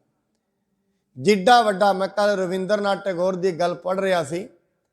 ਰਵਿੰਦਰਨਾਥ ਟੈਗੋਰ ਕਹਿੰਦਾ ਹੈ, ਕੱਲ ਅਖਬਾਰ ਦੇ ਉਤਲੇ ਬੰਨੇ ਉਹਨੇ ਲਿਖਿਆ, ਬੜੀ ਸੋਹਣੀ ਗੱਲ, ਕਹਿੰਦੇ ਮਹਾਨ ਮਨੁੱਖਾਂ ਦੀ ਪਛਾਣ ਇਹ ਹੈ, ਜਿੱਡਾ ਮਨੁੱਖ ਵਿਨਰਮ ਹੋਏਗਾ, ਜਿੱਡੀ ਵੱਡੀ ਨਿਮਰਤਾ ਦਾ ਮਾਲਕ ਹੋਏਗਾ, ਉੱਡਾ ਹੀ ਵੱਡਾ ਮਹਾਨ ਹੋਏਗਾ। ਮੈਨੂੰ ਨਾਲ ਹੀ ਗੁਰੂ ਅਰਜਨ ਸਾਹਿਬ ਜੀ ਦੀ ਗੱਲ ਯਾਦ ਆਈ, ਗਰੀਬੀ ਗਦਾ ਹਮਾਰੀ। ਕਹਿੰਦੇ ਮਹਾਨ ਮਨੁੱਖਾਂ ਦੀ ਪਛਾਣ ਕੀ ਹੈ, ਜਿੰਨੇ ਜ਼ਿਆਦਾ ਨਿਮਰ ਹੋਣਗੇ, ਜਿੰਨੀ ਜ਼ਿਆਦਾ ਨਿਮਰਤਾ ਹੋਏਗੀ, ਉੱਡਾ ਹੀ ਵੱਡਾ ਮਹਾਨ ਹੋਏਗਾ। ਇਹ ਮਹਾਨ ਮਨੁੱਖਾਂ ਦੀ ਪਛਾਣ ਹੈ ਸਾਧ ਸੰਗਤ। ਜਿੱਡੇ ਜ਼ਿਆਦਾ ਗੁਣ ਹੋਣਗੇ, ਜਿੱਡੀ ਵੱਡੀ ਦਇਆ ਹੋਏਗੀ, ਉੱਡਾ ਹੀ ਮਹਾਨ ਹੋਏਗਾ। ਜਿੰਨਾ ਜ਼ਿਆਦਾ ਸੰਤੋਖ ਹੋਏਗਾ, ਉੱਡਾ ਹੀ ਮਹਾਨ ਹੋਏਗਾ। ਜਿੰਨੀ ਜ਼ਿਆਦਾ ਦਇਆ ਹੋਏਗੀ, ਜਿੰਨੀ ਜ਼ਿਆਦਾ ਕੰਪੈਸ਼ਨ ਹੋਏਗੀ ਹਿਰਦੇ ਵਿੱਚ, ਉਨਾ ਹੀ ਵੱਡਾ ਮਹਾਨ ਹੋਏਗਾ। ਤਾਹੂ ਜੁਗਤ ਕਿਤੇ ਨਾ ਪਾਈਐ ਧਰਮ। ਵੇਖੋ, ਦਇਆ ਦੀ ਗੱਲ ਹੈ, ਮਹਾਨਤਾ ਦੀ ਗੱਲ ਹੈ। ਗੁਰੂ ਤੇਗ ਬਹਾਦਰ ਮਹਾਰਾਜ, ਕਿੱਡੀ ਵੱਡੀ ਦਇਆ ਹੈ।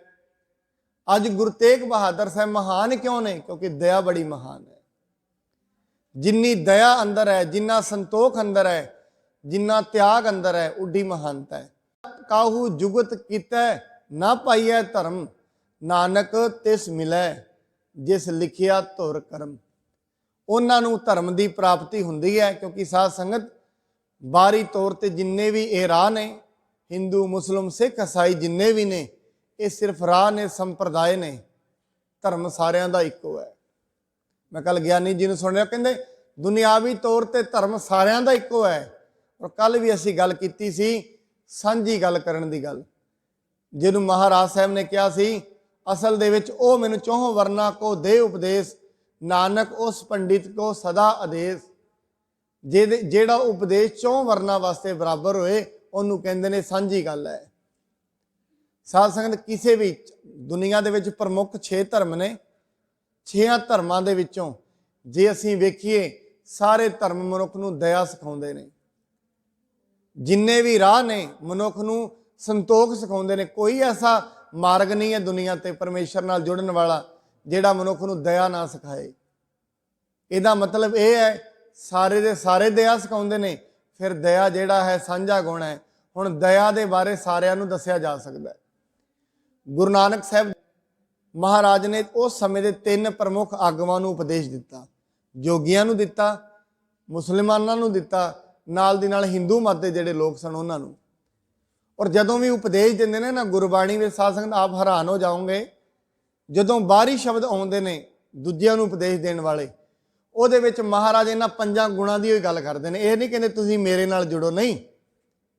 ਜੇ ਸੱਚੇ ਪਾਤਸ਼ਾਹ ਜਨੇਊ ਬਾਰੇ ਕਹਿ ਰਹੇ ਨੇ, ਉੱਥੇ ਵੀ ਕਹਿੰਦੇ ਨੇ ਸਤ ਸੰਤੋਖ ਦਇਆ ਧਰਮ ਉਪਨਾ। ਤੇ ਜੋਗੀ ਨੂੰ ਕਹਿੰਦੇ ਨੇ ਅੰਜਨ ਮਾਹੇ ਨਿਰੰਜਨ ਰਹੀਆ ਜੋਗ ਜੁਗਤ ਇਹ ਪਾਈ ਹੈ। ਕਹਿੰਦੇ ਇਹ ਨਹੀਂ ਮੈਂ ਕਹਿੰਦਾ, ਕਹਿੰਦੇ ਜਿਹੜਾ ਜੋਗ ਤੂੰ ਬਾਹਰੋਂ ਕਮਾਉਣ ਦੀ ਡੰਡਾ ਤੂੰ ਰੱਖਿਆ, ਆਪਣੇ ਧਾਰਮਿਕ ਚਿੰਨ੍ਹ ਰੱਖੇ ਨੇ, ਇਹ ਸਿਰਫ ਤੇਰੇ ਬਾਹਰੀ ਚਿੰਨ੍ਹ ਨੇ। ਅਸਲ ਦੇ ਵਿੱਚ ਯੋਗ ਕੀ? ਇਹਦਾ ਮਤਲਬ ਯੋਗ ਤੇ ਚਾਹੀਦਾ ਮਨੁੱਖ ਨੂੰ। ਔਰ ਯੋਗ ਸ਼ਬਦ ਦਾ ਮਤਲਬ ਹੈ ਸਾਧ ਸੰਗਤ 2। ਯੋਗ ਦਾ ਮਤਲਬ ਹੈ ਜੁੜਨਾ, ਜਿਹਨੂੰ ਅਸੀਂ ਯੋਗ ਫਲ ਕਹਿੰਦੇ ਆ ਨਾ, ਮੈਥ ਦੇ ਵਿੱਚ ਯੋਗ ਫਲ ਕਿਹਾ ਜਾਂਦਾ ਹੈ। ਯੋਗ ਦਾ ਮਤਲਬ ਹੁੰਦਾ ਹੈ ਜੁੜਨਾ। ਬਾਹਰੀ ਤੌਰ ਤੇ ਜਿਹੜੀ ਅਸੀਂ ਯੋਗਾ ਕਰਦੇ ਹਾਂ ਨਾ, ਬਾਬਾ ਰਾਮਦੇਵ ਜੀ ਕਰਾਉਂਦੇ ਨੇ। ਇਸ ਯੋਗਾ ਦਾ ਮਤਲਬ ਕੀ ਹੈ? ਇਹ ਪਹਿਲੇ ਸਮਿਆਂ ਦੇ ਵਿੱਚ ਯੋਗੀ ਕਿਉਂ ਕਰਦੇ ਹੁੰਦੇ ਸਨ? ਇਹ ਕੋਈ ਸਰੀਰ ਨੂੰ ਠੀਕ ਕਰਨ ਦੀ ਯੋਗਾ ਨਹੀਂ ਹੈ। ਯੋਗੀ ਇਸ ਨੂੰ ਕਰਿਆ ਕਰਦੇ ਸਨ ਆਪਣੀਆਂ ਇੰਦਰੀਆਂ ਨੂੰ ਕਾਬੂ ਕਰਨ ਦੇ ਲਈ। ਆਪਣੇ ਸਰੀਰ ਦੇ ਵਿੱਚ ਜਿਹੜਾ ਆਕਸੀਜਨ ਦਾ ਦੌਰਾ ਹੈ, ਇਹਨੂੰ ਪੂਰਾ ਕਰਾ ਕੇ ਤੇ ਦਸਮ ਦੀਵਾਰ ਤੇ ਸਾਹ ਚੜਾਉਣ ਦੀ ਸ਼ਕਤੀ, ਉਹਨੂੰ ਯੋਗ, ਉਹ ਇਸ ਤਰੀਕੇ ਨਾਲ ਪਰਮੇਸ਼ਰ ਨਾਲ ਜੁੜਨਾ ਚਾਹੁੰਦੇ ਸਨ।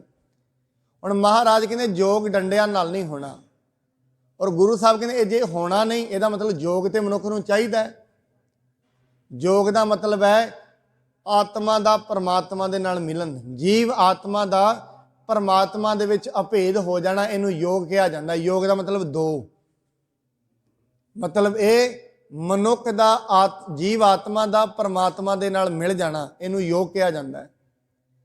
ਹੁਣ ਮਹਾਰਾਜ ਨੇ ਕਿਹਾ ਇਸ ਯੋਗ ਨੂੰ ਪ੍ਰਾਪਤ ਕਰਨ ਦੇ ਲਈ ਬੜਾ ਸੌਖਾ ਰਾਹ ਹੈ, ਬੰਦਗੀ ਕਰੋ, ਪਰਮਾਤਮਾ ਦਾ ਨਾਮ ਜਪੋ। ਫਿਰ ਇੱਕ ਇੱਥੇ ਗੱਲ ਖੜੀ ਹੋਏਗੀ ਕਿ ਪਰਮਾਤਮਾ ਦਾ ਨਾਮ ਜਪਣ ਦੇ ਨਾਲ ਸਰੀਰ ਠੀਕ ਹੋ ਜਾਏਗਾ, ਕਿਉਂਕਿ ਯੋਗਾ ਨਾਲ ਤੇ ਸਰੀਰ ਠੀਕ ਹੁੰਦਾ ਹੈ।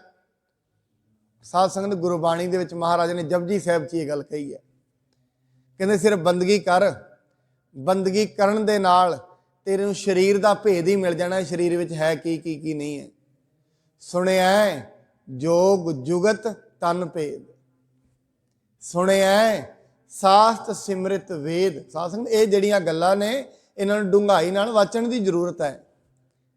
ਗੁਰੂ ਸਾਹਿਬ ਕਹਿੰਦੇ ਨੇ ਜੇ ਯੋਗਾ ਦੇ ਨਾਲ ਬਾਹਰੀ ਤੌਰ ਤੇ ਤੈਨੂੰ ਆਸਨ ਕਰਕੇ ਸਰੀਰ ਠੀਕ ਹੁੰਦਾ ਹੈ, ਕਹਿੰਦੇ ਮਨੁੱਖ ਇੱਕ ਗੱਲ ਕਰੀ, ਆਪਣੇ ਤੌਰ ਤੇ ਪਰਮਾਤਮਾ ਦੀ ਬੰਦਗੀ ਕਰ, ਹੌਲੀ ਹੌਲੀ ਤੈਨੂੰ ਸਰੀਰ ਦਾ ਭੇਦ ਲੱਗਣਾ ਸ਼ੁਰੂ ਹੋ ਜਾਣਾ ਹੈ। ਇੰਨੀ ਮਨੁੱਖ ਦੀ ਬੁੱਧੀ ਗਹਿਰੀ ਚਲੀ ਜਾਂਦੀ ਹੈ, ਸਰੀਰ ਦੇ ਵਿੱਚ ਕੀ ਖਾਣਾ ਹੈ ਕੀ ਨਹੀਂ ਖਾਣਾ ਹੈ ਇਹਨੂੰ ਬਾਹਰੀ ਤੌਰ ਤੇ ਪਤਾ ਕਰਨ ਦੀ ਲੋੜ ਨਹੀਂ, ਇਹਦੀ ਅੰਤਰ ਆਤਮੇ ਦੇ ਵਿੱਚੋਂ ਇਹਨੂੰ ਗਿਆਨ ਹੋਣਾ ਸ਼ੁਰੂ ਹੋ ਜਾਣਾ। ਕਦਮ ਕਿੱਥੇ ਜਾਣ ਕਿੱਥੇ ਨਾ ਜਾਣ ਇਹਨੂੰ ਬਾਹਰੋਂ ਕਿਸੇ ਤੋਂ ਪੁੱਛਣ ਦੀ ਲੋੜ ਨਹੀਂ, ਇਹਦੇ ਅੰਦਰੋਂ ਹੀ ਸਭ ਕੁਝ ਪਤਾ ਲੱਗੀ ਜਾਣਾ ਹੈ, ਅੰਦਰ ਹੀ ਇਹਦੇ ਗਿਆਨ ਹੈ। ਬਾਣੀ ਕਹਿੰਦੀ ਅੰਤਰ ਖੂਹਟਾ ਅੰਮ੍ਰਿਤ ਭਰਿਆ, ਸ਼ਬਦੇ ਕਾਢ ਪੀਐ ਪਨਿਹਾਰੀ। ਮਨੁੱਖ ਦੇ ਅੰਦਰ ਇੱਕ ਅੰਮ੍ਰਿਤ ਦਾ ਖੂਹ ਬਣਿਆ ਹੋਇਆ ਹੈ, ਮਨੁੱਖ ਦੇ ਅੰਦਰ ਇੱਕ ਗਿਆਨ ਦਾ ਸੋਮਾ ਹੈ। ਜਿਵੇਂ ਜਿਵੇਂ ਮਨੁੱਖ ਸ਼ਬਦ ਜਪੀ ਜਾਂਦਾ ਹੈ, ਜਿਵੇਂ ਜਿਵੇਂ ਗੁਰਮੰਤਰ ਜਪੀ ਜਾਂਦਾ ਹੈ, ਜਿਵੇਂ ਜਿਵੇਂ ਮੂਲ ਮੰਤਰ ਜਪੀ ਜਾਂਦਾ ਹੈ, ਉਹ ਜਿਹੜਾ ਅੰਮ੍ਰਿਤ ਹੈ ਪ੍ਰਗਟ ਹੋਣਾ ਸ਼ੁਰੂ ਹੋ ਜਾਂਦਾ ਹੈ। ਅੰਤਰ ਖੂਹਟਾ ਅੰਮ੍ਰਿਤ ਭਰਿਆ, ਸ਼ਬਦੇ ਕਾਢ ਪੀਐ ਪਨਿਹਾਰੀ। ਜਿਵੇਂ ਜਿਵੇਂ ਮਨੁੱਖ ਸ਼ਬਦ ਜਪਦਾ ਹੈ ਉਹ ਅੰਮ੍ਰਿਤ ਜਿਹੜਾ ਹੈ, ਜਿਹਨੂੰ ਬਾਣੀ ਕਹਿੰਦੀ ਹੌਲੀ ਹੌਲੀ ਝਿਮ ਝਿਮ ਵਰਸੈ ਅੰਮ੍ਰਿਤ ਧਾਰਾ। ਮਨ ਪੀਵੈ ਸੁਣ ਸ਼ਬਦ ਵਿਚਾਰਾ, ਹੌਲੀ ਹੌਲੀ ਉਹ ਜਿਹੜਾ ਅੰਮ੍ਰਿਤ ਹੈ ਮਨੁੱਖ ਦੇ ਅੰਦਰੋਂ ਵਰਸਣਾ ਸ਼ੁਰੂ ਹੁੰਦਾ ਹੈ, ਇੱਕੋ ਦਮ ਨਹੀਂ, ਹੌਲੀ ਹੌਲੀ ਝਿਮ ਝਿਮ ਆਰਾਮ ਨਾਲ। ਮਹਾਰਾਜ ਕਹਿੰਦੇ ਕਾਹੂ ਜੁਗਤ ਕੀਤਾ ਨਾ ਪਾਈਐ ਧਰਮ, ਨਾਨਕ ਤਿਸ ਮਿਲੈ ਜਿਸ ਲਿਖਿਆ ਧੁਰ ਕਰਮ। ਉਹਨੂੰ ਇਹ ਚੀਜ਼ਾਂ ਪ੍ਰਾਪਤ ਹੁੰਦੀਆਂ ਨੇ, ਉਹਨੂੰ ਸਤ ਸੰਤੋਖ ਤੇ ਦਇਆ ਇਤਿਆਦਿਕ ਗੁਣ ਪ੍ਰਾਪਤ ਹੁੰਦੇ ਨੇ ਪਰਮਾਤਮਾ ਨੇ ਜਿਨ੍ਹਾਂ ਦੇ ਮਸਤਕ ਦੇ ਉੱਤੇ ਲੇਖ ਲਿਖੇ ਨੇ। ਹੁਣ ਇੱਥੇ ਇੱਕ ਗੱਲ ਆਏਗੀ, ਜੇ ਮਸਤਕ ਦੇ ਉੱਤੇ ਲੇਖ ਲਿਖੇ ਨੇ ਫਿਰ ਉਹਨਾਂ ਨੂੰ ਮਿਲਣਾ, ਸਾਨੂੰ ਕੀ ਲੋੜ ਹੈ? ਨਹੀਂ ਸਾਸਨ, ਕਿਉਂਕਿ ਮਨੁੱਖ ਨੂੰ ਕੀ ਪਤਾ ਹੈ ਇਹਦੇ ਮਸਤਕ ਦੇ ਨਾਮ ਦੇ ਲੇਖ ਲਿਖੇ ਨੇ ਕਿ ਨਹੀਂ ਲਿਖੇ। ਸਾਧ ਸੰਗਤ, ਮਨੁੱਖ ਰੋਜ਼ ਕਹਿੰਦਾ ਮੈਂ ਕਿਰਪਾ ਦਾ ਪਾਤਰ ਬਣਾ। ਮੈਂ ਕਈ ਵਾਰੀ ਉਦਾਹਰਣ ਇਹ ਲੈਣਾ ਹੁੰਦਾ ਇਹਦੇ ਵਾਸਤੇ, ਜਿਵੇਂ ਇੱਕ ਨੌਕਰ ਕਿਸੇ ਮਾਲਕ ਦੇ ਦਰ ਦੇ ਵਿੱਚ ਕੰਮ ਕਰਦਾ ਹੈ। ਨੌਕਰ ਆਪਣਾ ਕੰਮ ਬੜੇ ਸੁਚੱਜੇ ਢੰਗ ਨਾਲ ਕਰਦਾ ਹੈ, ਜਿਵੇਂ ਮਾਲਕ ਨੇ ਕਿਹਾ ਉਵੇਂ ਕਰਦਾ ਹੈ। ਜਿਹੜੀ ਚੀਜ਼ਾਂ ਮਾਲਕ ਹਜੇ ਕਹਿੰਦਾ ਵੀ ਨਹੀਂ, ਉਹਦੇ ਦਿਲ ਦੀਆਂ ਬੁੱਝ ਕੇ ਉਹ ਕੰਮ ਕਰਨਾ ਸ਼ੁਰੂ ਕਰ ਦਿੰਦਾ ਹੈ। ਸਾਧ ਸੰਗਤ, ਯਾਦ ਰੱਖਣਾ, ਇਵੇਂ ਫਿਰ ਸੇਵਾ ਕਰਦਿਆਂ ਇਵੇਂ ਫਿਰ ਬੰਦਗੀ ਕਰਦਿਆਂ ਇੱਕ ਦਿਨ ਮਾਲਕ ਸੋਚਦਾ ਹੈ ਇਹ ਮੇਰਾ ਬੜਾ ਹੁਕਮ ਮੰਨਦਾ ਹੈ। ਮਾਲਕ ਦਾ ਹਿਰਦਾ ਭਰਿਆ ਆਉਂਦਾ ਹੈ, ਕਹਿੰਦਾ ਇੱਥੇ ਕਿਰਪਾ ਕਰ। ਉਹਨੂੰ ਕਹਿੰਦਾ ਭਾਈ ਤੂੰ ਅੱਜ ਨੌਕਰ ਨਹੀਂ, ਤੈਨੂੰ ਮੈਂ ਵੱਡੀ ਨੌਕਰੀ ਦਿੰਦਾ। ਕਿਰਪਾ ਤੇ ਉਦੋਂ ਹੀ ਹੋਏਗੀ ਨਾ ਜਦੋਂ ਤੁਰੇਗਾ। ਇਵੇਂ ਮਨੁੱਖ ਜਦੋਂ ਬੰਦਗੀ ਕਰਦਾ ਹੈ, ਸੇਵਾ ਕਰਦਾ ਹੈ, ਤੁਰਦਾ ਹੈ, ਜਿਵੇਂ ਕਿਉਂਕਿ ਗੁਰੂ ਨਾਨਕ ਸਾਹਿਬ ਜੀ ਦੇ ਕੋਲ ਕਿੰਨੀ ਸੰਗਤ ਆਉਂਦੀ ਸੀ, ਪਰ ਭਾਈ ਲਹਿਣਾ ਜੀ ਐਸੇ ਸਨ ਜਿਨ੍ਹਾਂ ਨੇ ਗੁਰੂ ਨਾਨਕ ਨੂੰ ਇੱਕ ਮਨ ਇੱਕ ਚਿੱਤ ਧਿਆ ਕੇ ਪਰਮਾਤਮਾ ਦਾ ਨਾਮ ਜਪਿਆ, ਸੇਵਾ ਕੀਤੀ, ਤੇ ਇੱਕ ਦਿਨ ਇੰਨੇ ਕੋਮਲ ਬਣ ਗਏ, ਸਤ ਸੰਤੋਖ ਦਇਆ ਦੇ ਏਡੇ ਵੱਡੇ ਮੁਜੱਸਮੇ ਬਣ ਗਏ, ਗੁਰੂ ਨਾਨਕ ਦੀ ਅੱਖੀਆਂ ਨੂੰ ਚੰਗੇ ਲੱਗੇ। ਗੁਰੂ ਨਾਨਕ ਜੀ ਉਹਨਾਂ ਨੂੰ ਅਕਸਰ ਕਹਿੰਦੇ ਹੁੰਦੇ ਸੀ ਬੇਟਾ ਜਾਂ ਮੇਟਾ ਜਾਂ ਪੁਰਖਾ। ਕਿਉਂ? ਕਿਉਂਕਿ ਸਾਧ ਸੰਗਤ ਉਹਨਾਂ ਦੇ ਭਾਵ ਨੂੰ ਵੇਖ ਕੇ, ਉਹਨਾਂ ਦੀ ਸੇਵਾ ਨੂੰ ਵੇਖ ਕੇ ਗੁਰੂ ਨਾਨਕ ਸਾਹਿਬ ਖੁਸ਼ ਹੋ ਗਏ। ਇਵੇਂ ਜਦੋਂ ਮਨੁੱਖ ਪਰਮਾਤਮਾ ਦੇ ਅਰਥ ਬੰਦਗੀ ਕਰਦਾ ਹੈ, ਇੱਕ ਦਿਨ ਬੰਦਗੀ ਕਰਦਿਆਂ ਪਰਮਾਤਮਾ ਇਹਨੂੰ ਵੇਖ ਕੇ ਖੁਸ਼ ਹੋ ਜਾਂਦਾ ਹੈ। ਫਿਰ ਜਿਹੜੇ ਇਹਦੇ ਮਸਤਕ ਦੇ ਭਾਗ ਨੇ ਉਹ ਬਦਲਣੇ ਸ਼ੁਰੂ ਹੁੰਦੇ ਨੇ। ਜਿਵੇਂ ਗੁਰੂ ਤੇਗ ਬਹਾਦਰ ਜੀ ਦੇ ਕੋਲ ਕੁਰਸ਼ੇਤਰ ਦੇ ਕੋਲ ਬਾਰਨਾ ਪਿੰਡ ਹੈ। ਸਾਧ ਸੰਗਤ, ਇੱਥੇ ਗੁਰੂ ਤੇਗ ਬਹਾਦਰ ਜੀ, ਕਿਉਂਕਿ ਜਦੋਂ ਗੁਰੂ ਤੇਗ ਬਹਾਦਰ ਮਹਾਰਾਜ ਜਦੋਂ ਇੱਥੇ ਆਏ ਨੇ ਉਦੋਂ ਤੇ ਸੀਸ ਆਇਆ ਹੈ, ਉਸ ਤੋਂ ਪਹਿਲਾਂ ਵੀ ਗੁਰੂ ਤੇਗ ਬਹਾਦਰ ਮਹਾਰਾਜ ਇਸ ਏਰੀਏ ਵਿੱਚ ਆਏ ਨੇ, ਬਾਰਨਾ ਆਏ ਨੇ, ਕੁਰਸ਼ੇਤਰ ਆਏ ਨੇ, ਕਰਨਾਲ ਵੀ ਆਏ ਨੇ। ਹੁਣ ਸਾਨੂੰ ਇਤਿਹਾਸਕ ਕਿਤਾਬਾਂ ਦੇ ਵਿੱਚੋਂ, ਹੁਣ ਜਿਹੜੀਆਂ ਪੁਰਾਤਨ ਸਾਡੀਆਂ ਇਤਿਹਾਸਕ ਕਿਤਾਬਾਂ ਨੇ ਉਹਨਾਂ ਵਿੱਚੋਂ ਜਦੋਂ ਦਾਸ ਨੇ 5-4 ਕਿਤਾਬਾਂ ਨੂੰ ਪੜ੍ਹਿਆ, ਜਾਂ ਯੂਨੀਵਰਸਿਟੀ ਦੇ ਵਿੱਚ ਜਿਹੜੇ ਪ੍ਰੋਫੈਸਰ ਖੋਜ ਕਰਦੇ ਨੇ ਉਹਨਾਂ ਨਾਲ ਗੱਲਬਾਤ ਕੀਤੀ, ਪਤਾ ਲੱਗਿਆ ਗੁਰੂ ਤੇਗ ਬਹਾਦਰ ਮਹਾਰਾਜ ਕੁਰਸ਼ੇਤਰ ਆਏ, ਕਰਨਾਲ ਆਏ। ਕਰਨਾਲ ਤੋਂ ਹੁੰਡੇ ਰਾਜ ਪਿੰਡ ਹੈ ਗੋਰਗੜ ਰਹੇ ਨੇ। ਉਸ ਤੋਂ ਬਾਅਦ ਮੁਨੀਅਰਪੁਰ, ਸਲੇਮਪੁਰ, ਨਾਲ ਇਹ ਤਿੰਨੇ ਗੁਰਦੁਆਰੇ ਸਾਧ ਸੰਗਤ ਨਾਲ ਨੇ, ਲਾਡਵੇ ਦੇ ਨਾਲ। ਉਸ ਤੋਂ ਬਾਅਦ ਬਣੀ ਬਦਰਪੁਰ, ਫਿਰ ਮਹਾਰਾਜ ਸੁੱਡਲ ਤੇ ਸੁਡੈਲ, ਯਮੁਨਾ ਨਗਰ ਤੋਂ ਅੱਗੇ ਯਮੁਨਾ ਪਾਰ ਹੋ ਕੇ ਕੜ ਮਾਣਕਪੁਰ ਪਿੰਡ ਆਉਂਦਾ, ਉੱਥੇ ਗੁਰਦੁਆਰਾ ਹੈ, ਉੱਥੇ ਗਏ। ਫਿਰ ਸਹਾਰਨਪੁਰ, ਪ੍ਰਯਾਗਰਾਜ, ਬਨਾਰਸ, ਯੂਪੀ ਨੂੰ ਚਲੇ ਗਏ।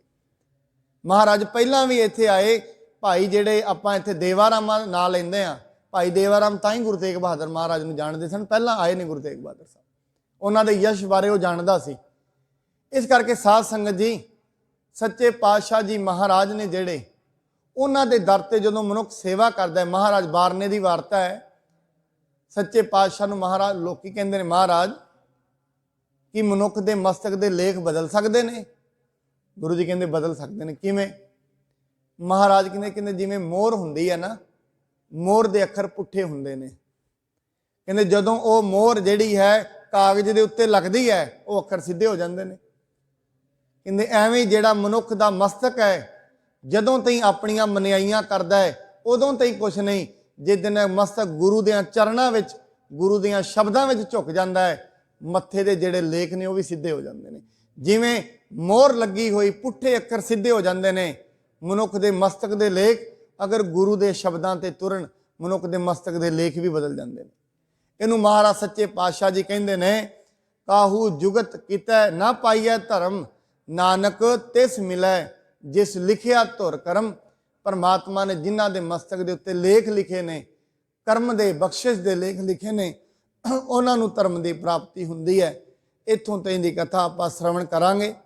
ਕੱਲ੍ਹ ਨੂੰ ਮਹਾਰਾਜ ਇਹ ਦੱਸਣਗੇ, ਜਿਹੜੇ ਦਾਸਾਂ ਦੇ ਹਿਰਦਿਆਂ ਦੇ ਵਿੱਚ ਪਰਮਾਤਮਾ ਜਪਦਾ ਹੈ, ਪਰਮਾਤਮਾ ਚੱਲਦਾ ਹੈ, ਉਹ ਪਰਮਾਤਮਾ ਨੂੰ ਕਿਵੇਂ ਵੇਖਦੇ ਨੇ। ਕਿਉਂਕਿ ਸਾਧ ਸੰਗਤ ਅਸਲ ਦੇ ਵਿੱਚ ਤਾਂ ਇਵੇਂ ਹੀ ਹੈ, ਜਿਹੜਾ ਪਰਮਾਤਮਾ ਨੂੰ ਹਾਜ਼ਰ ਨਾਜ਼ਰ ਮੰਨਦਾ ਉਹ ਕਿਵੇਂ ਮੰਨਦਾ ਹੈ? ਇਹਦੇ ਬਾਰੇ ਜਿਹਨੂੰ ਮਹਾਰਾਜ ਜਿਸ ਕੈ ਮਨ ਪਾਰ ਬ੍ਰਹਮ ਕਾ ਨਿਵਾਸ, ਤਿਸ ਕਾ ਨਾਮ ਸਤ ਰਾਮਦਾਸ। ਆਤਮ ਰਾਮ ਤਿਸ ਨਦਰੀ ਆਇਆ, ਆਪਣੇ ਅੰਦਰ ਰੱਬ ਵਿਖ ਗਿਆ। ਆਤਮ ਰਾਮ ਤਿਸ ਨਦਰੀ ਆਇਆ। ਸਾਧ ਸੰਗਤ ਆਪਣੇ ਅੰਦਰ ਪਰਮਾਤਮਾ ਨੂੰ ਵੇਖ ਲੈਣਾ, ਇੱਥੋਂ ਤੇ ਮਨੁੱਖ ਦੀ ਮੰਜ਼ਿਲ ਹੈ, ਇੱਥੇ ਪਹੁੰਚਣਾ। ਕੱਲ੍ਹ ਨੂੰ ਅਸੀਂ ਇਸ ਸ਼ਬਦ ਤੇ ਗੱਲ ਕਰਾਂਗੇ, ਆਪਣੇ ਅੰਦਰ ਹੀ ਪਰਮਾਤਮਾ ਹੈ, ਜਿਹਨੂੰ ਮਹਾਰਾਜ ਨੇ ਬੜਾ ਬਾਣੀ ਦੇ ਵਿੱਚ ਕਿਹਾ, ਕਿਵੇਂ ਉਸ ਦੀ ਪ੍ਰਾਪਤੀ ਹੋ ਸਕਦੀ ਹੈ। ਇੰਨੀਆਂ ਬੇਨਤੀਆਂ ਪ੍ਰਵਾਨ ਹੋਈ, ਭੁੱਲ ਚੁੱਕ ਦੇ ਲਈ ਖਿਮਾ ਕਰਨੀ ਜੀ। ਗੁਰੂ ਮਹਾਰਾਜ ਦੀ ਕਿਰਪਾ ਕਰਨ, ਸਭਨਾਂ ਦੇ ਘਰਾਂ ਪਰਿਵਾਰਾਂ ਵਿੱਚ ਸੁਖ ਸ਼ਾਂਤੀ, ਦੇਹ ਅਰੋਗਤਾ ਦੀ ਦਾਤ ਬਖਸ਼ਣ। ਆਪ ਜੀ ਇਸੇ ਤਰੀਕੇ ਨਾਲ ਨਿਰਵਿਘਨਤਾ ਸਹਿਤ ਗੁਰੂ ਦੀ ਇਸ ਪਾਵਨ ਸਤ ਸੰਗਤ ਵਿੱਚ ਆ ਕੇ ਜੋ ਗੁਰੂ ਦੇ ਦੱਸੇ ਹੋਏ ਬੋਲ ਨੇ, ਉਹਨਾਂ ਨੂੰ ਆਪਣੀ ਜ਼ਿੰਦਗੀ ਵਿੱਚ ਲਾਗੂ ਕਰਕੇ ਆਪਣੀ ਜ਼ਿੰਦਗੀ ਨੂੰ ਬਦਲਾਅ ਦੇ ਰਸਤੇ ਤੇ ਲੈ ਸਕੀਏ।